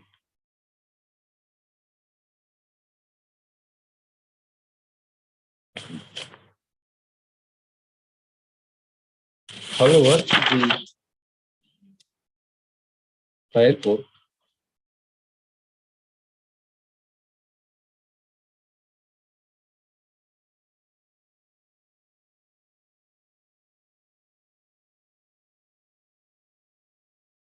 without there being any basis, treating the land in question as a dry land, has arrived at the market value is 2 lakh per acre.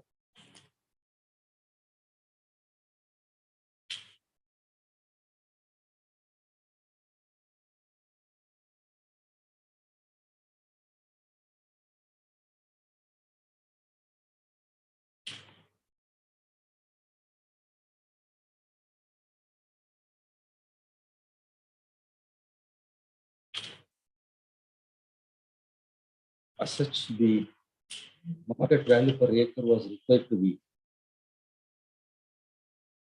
taken at rupees 3 lakh. At the same time, the diminution value as per the Daka's case bracket Supra was required to be taken at 30% instead of 50% that has been taken by the right court. Thus, when calculated, the compensation for which the respondent public claimant was entitled to would come as below.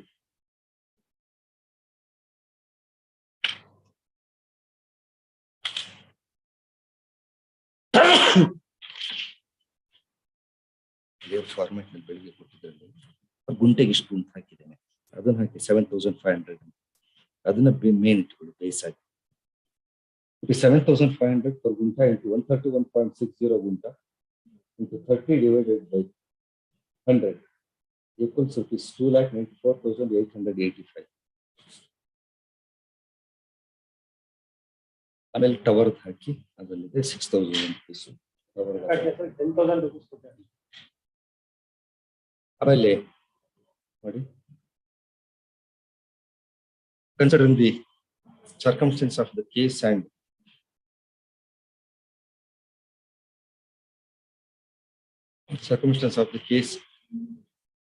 also the evidence led by PW1, I do not find that the claimant is entitled for any other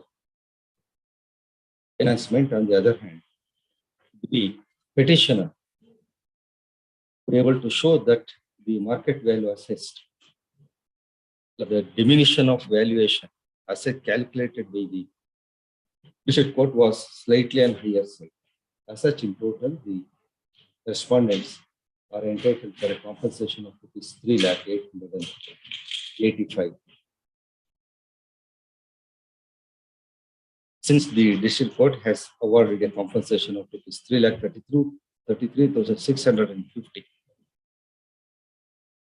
the said order warrants interference, and the said order, the said compensation amount awarded requires to be refixed as above.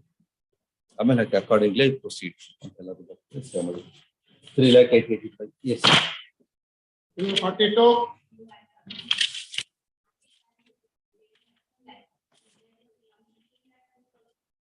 $2 lakhs ಅಲ್ಲ, ನಾ 3 lakh ತಗೊಂಡಿದ್ದೇನೆ.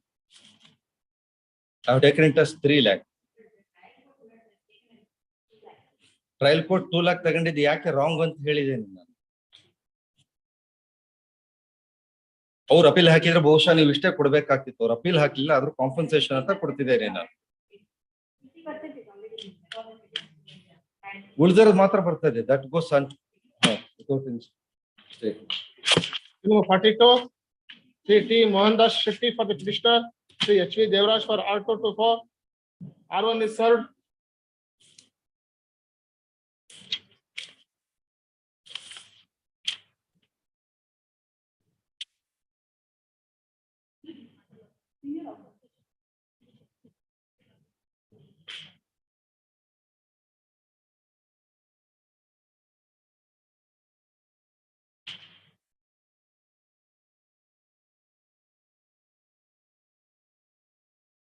What the matter is about?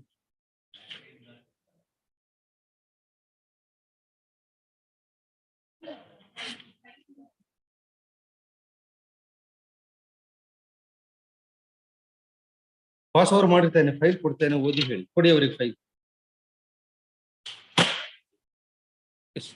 Next.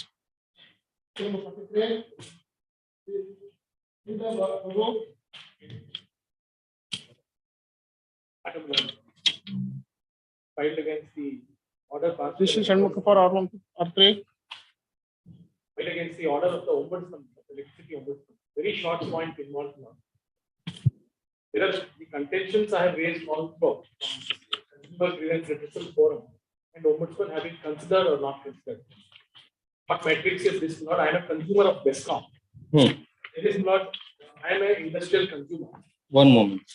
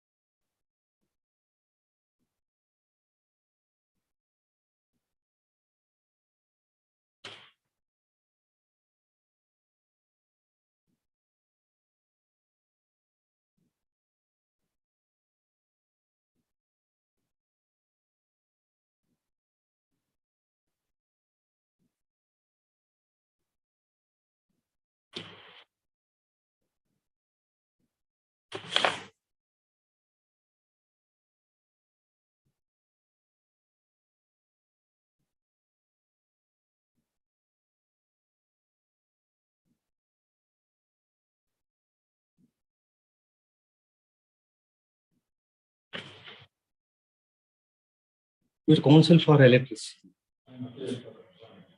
Which respondent?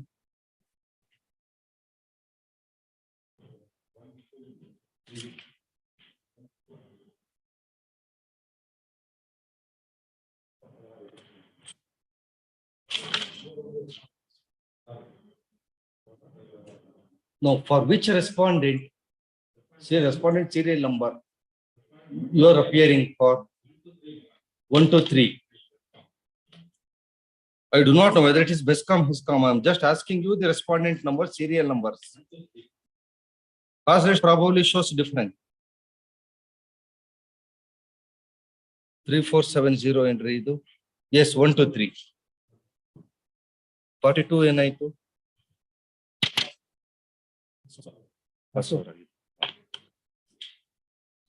So are you in a position to apprise the court about the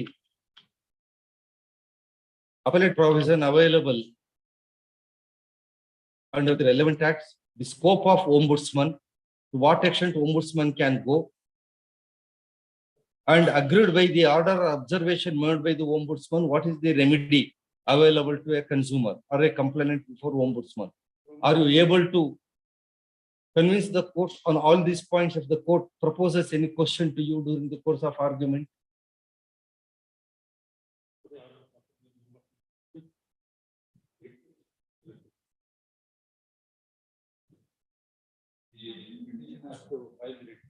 After the challenge the order of the ombudsman. Ombudsman is correct, because ಇಲ್ಲ ಇಲ್ಲ ಅದನ್ನು merit ಮೇಲೆ ಅವ್ರನ್ನ ಕೇಳ್ತೇನೆ first. ನಾನು ನಿಮ್ಮನ್ನ ಕೇಳಿದ್ದು any questions the court poses any questions to you on these aspect. If you are in a position to answer, I will proceed further in hearing the matter. ಆಮೇಲೆ ನಾನು ಯಾವ್ದೋ ಪ್ರಶ್ನೆ ಕೇಳಿ ನೀವು ನನಗೆ ಗೊತ್ತಿಲ್ಲ, ನಾನು ನೋಡ್ಕೊಂಡು ಬರ್ಬೇಕು, ಇನ್ನೊಂದು ಟೈಮ್ ಕೊಡಿ ಇದ್ರೆ ನಾನು ಕೇಳಿದ್ದು ವ್ಯರ್ಥ ಆಗ್ತದೆ. If you are fully ready in the matter, not to argue and to answer to any of the questions posed by the court, if any, I will proceed with the matter rightly.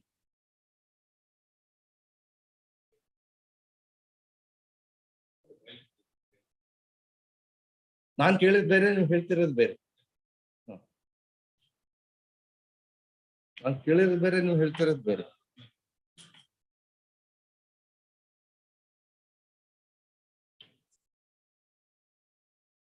No, but I want to hear from him. That is the thing. I want to hear from him.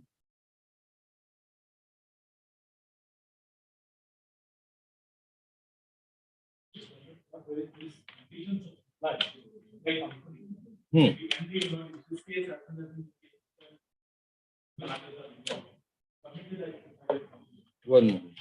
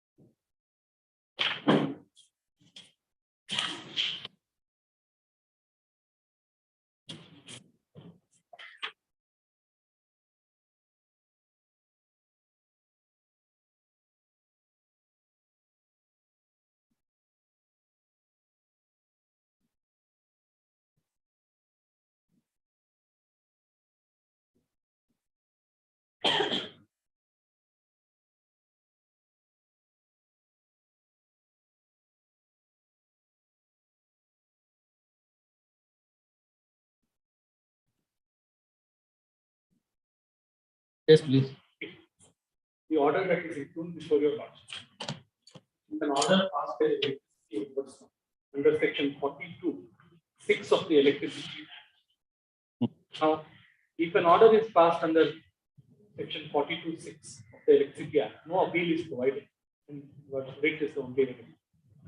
Now, the brief facts are this: I am a registered consumer bearing a new registered RR number 1898 with a service on 36/1988 under sanction of 81 under LT5 tariff.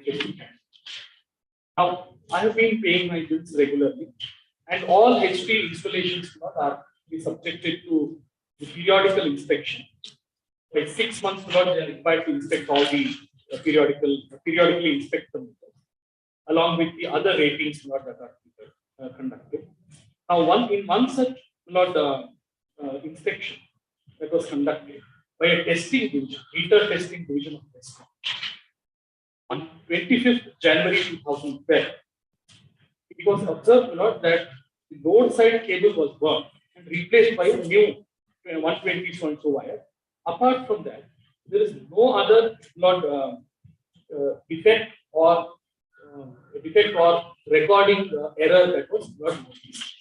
Only thing is annexure E says that the existing CD, that is what current transformer, annexure E, that is not a rating report. Lordships may not find it very hospitable.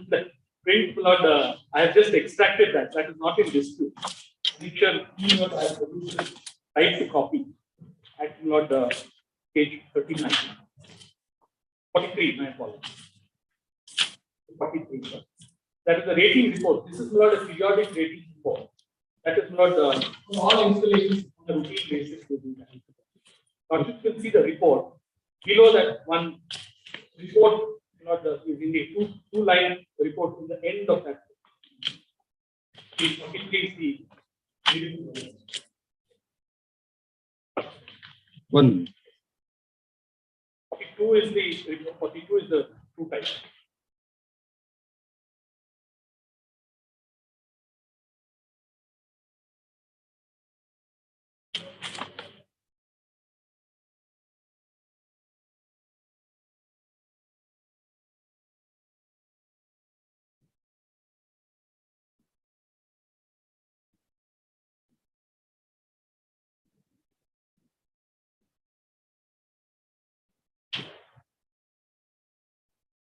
Yes.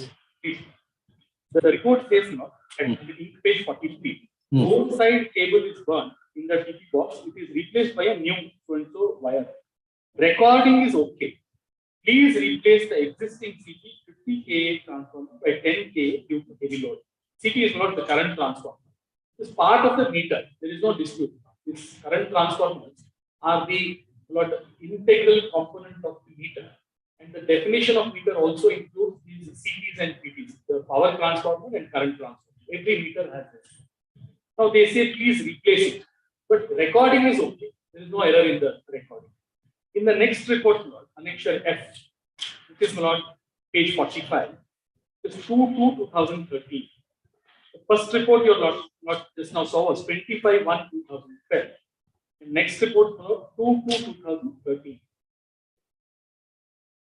Let me just have clarification from you. The writ petition is against an order of Ombudsman.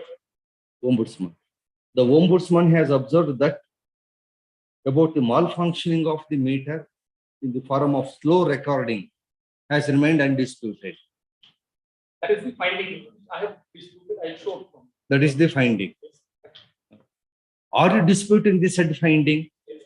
Because yes, the earlier authority, previous authority clearly recorded that meter was not only disputed, that slow recording was disputed, but also it was said that they will the distribution company will replace the meter. Before going to Ombudsman, whom you had approached? CGR, Consumer Grievance Reversal Forum. Respondent number 1. Yes. That order, what you will find,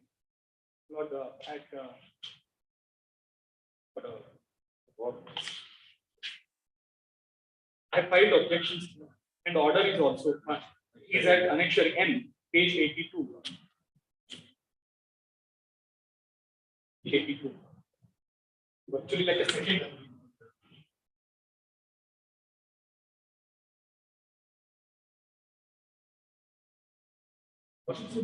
That is the first column what I put in page 85 is the conclusion. Conclusions arrived at Page 85? Yes. The order starts at 82. Yes. Conclusion. After going through all the facts and documents and statements of the licensee, witness, and complaint, forum comes to the following conclusion. Application number so and so to the so and so.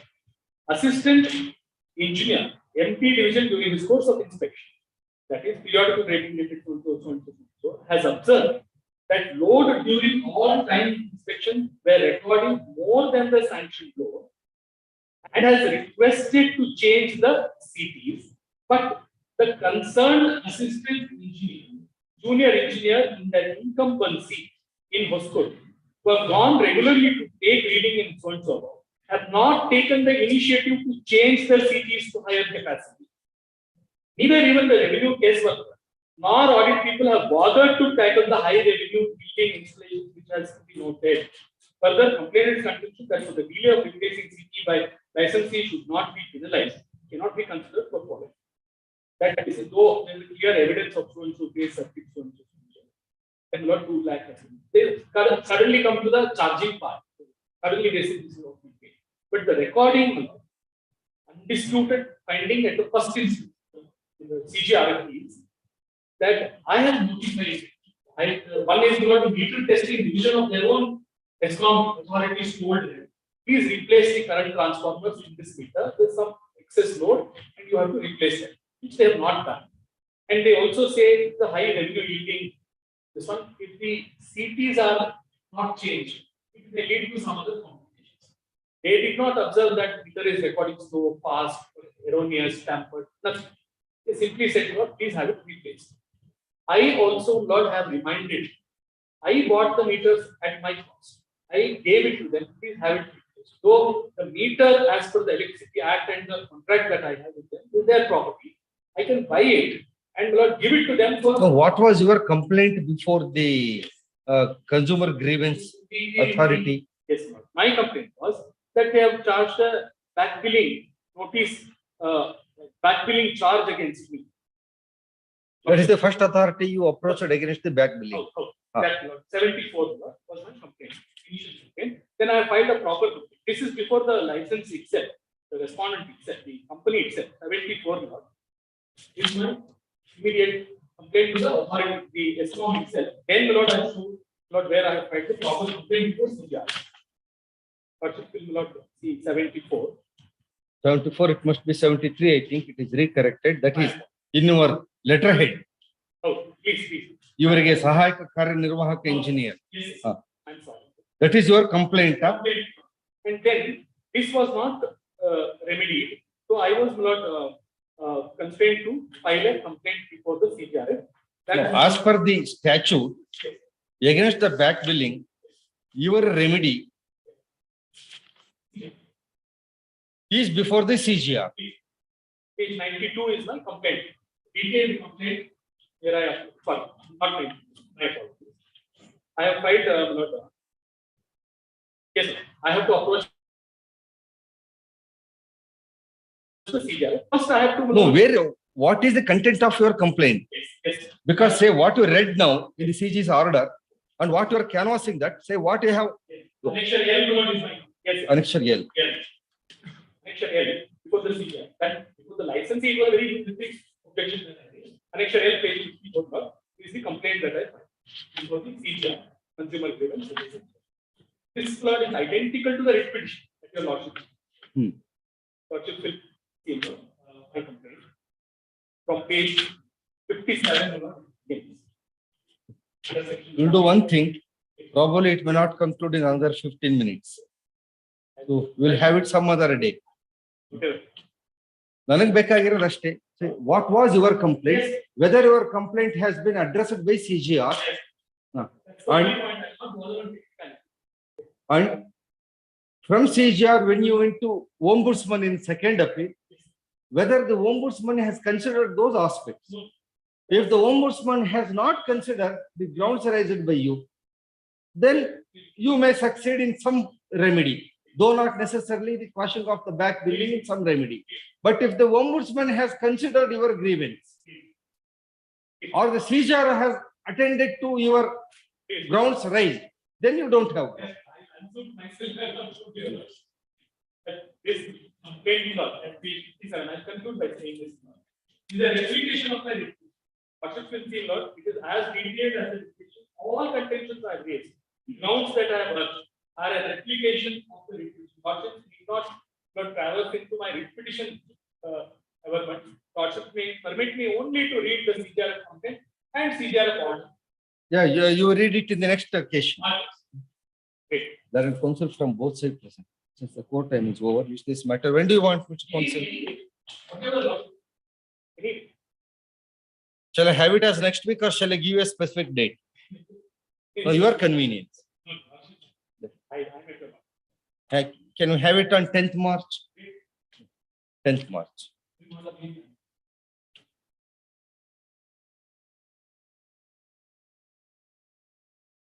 Little order not extended earlier.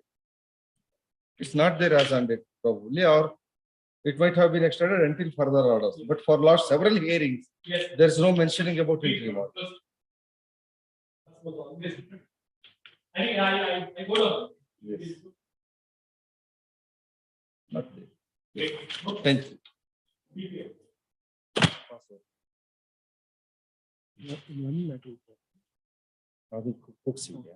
Till number 44 and 45 are adjourned. Till number 46, the Malla Reddy BV for the petitioner, government advocate for the respondent. You file in the recess session. Sorry.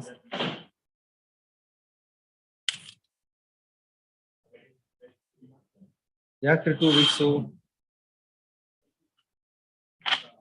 misplace ಆಗಬಾರ್ದಲ್ರಿ ಹಾಗೆ.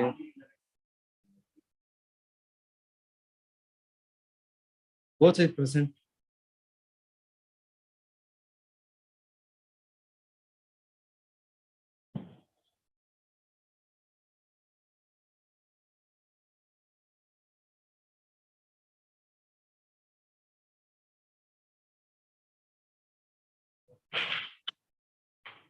Since the learned counsel for the petitioner submits that he has misplaced it, file with him. 10 days time as paid is granted. Hospital matters. Serial number 42. Yes, what the matter is about? Mohandas Shetty for the petitioner. 61/18/2013. Petitioner has caretaker's land, agricultural land. Lordship, she is an agricultural. She has growing lordship.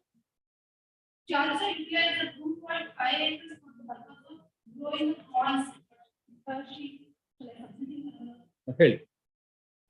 Petitioner ಅವರು eligible land ಇದ್ದಾರೆ. ಅವರು complete agriculture ಮಾಡ್ಕೊಂಡಿರ್ತಾರೆ. ಅವರು 2.5 acres ಏನಿದೆ ಅದನ್ನ France business purpose use ಮಾಡ್ತಾರೆ. ಇದರಲ್ಲಿ ಅವರು ಎಲೆಕ್ಟ್ರಿಕ್ ಪಂಪ್ ಸಪ್ಲೈ ಇಂದ ವಾಟರ್ ನ ಯೂಸ್ ಮಾಡ್ತಾರೆ. ಇದರಲ್ಲಿ 100 ರಿಂದ 200 ವ್ಯಾಟ್ಸ್ ಏನು ಯೂಸ್ ಆಗ್ತದೆ ಅಷ್ಟು ಮಾತ್ರನೇ ಅವರ ಖರ್ಚು. ಇದರಲ್ಲಿ ನಮಗೆ ಎಲೆಕ್ಟ್ರಿಸಿಟಿ ಯೂಸ್ ಆಗ್ತಾ ಇರೋದು. ಆಮೇಲೆ ಇದರಲ್ಲಿ ರೆಸ್ಪಾಂಡೆಂಟ್ ಅವರು ಏನು ಸ್ಟಾರ್ಟಿಂಗ್ ಎಲೆಕ್ಷನ್ ಮಾಡ್ತಾರೆ ಅದರಲ್ಲಿ ಪಿಟಿಷನರ್ ಅವರಿಗೆ ಯಾವ ಡೇಟ್ ಅಲ್ಲಿ ಎಷ್ಟು ಎಲೆಕ್ಟ್ರಿಸಿಟಿ ಸಪ್ಲೈ ಯೂಸ್ ಆಗಿದೆ ಅನ್ನೋದನ್ನ ರಿಪೋರ್ಟ್ ಅನ್ನ ತೋರಿಸ್ತಾರೆ. 100 ರಿಂದ 200 ವ್ಯಾಟ್ ಅಷ್ಟೇ ನಮಗೆ ಉಪಯೋಗ ಆಗ್ತದೆ.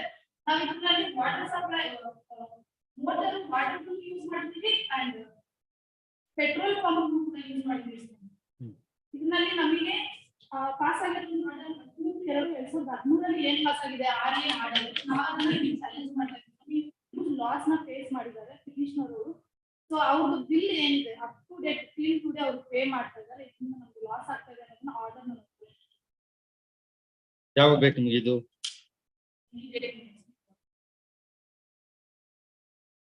The counsel from both sides present as requested for by learned counsel for the petitioner list this matter in the week after next.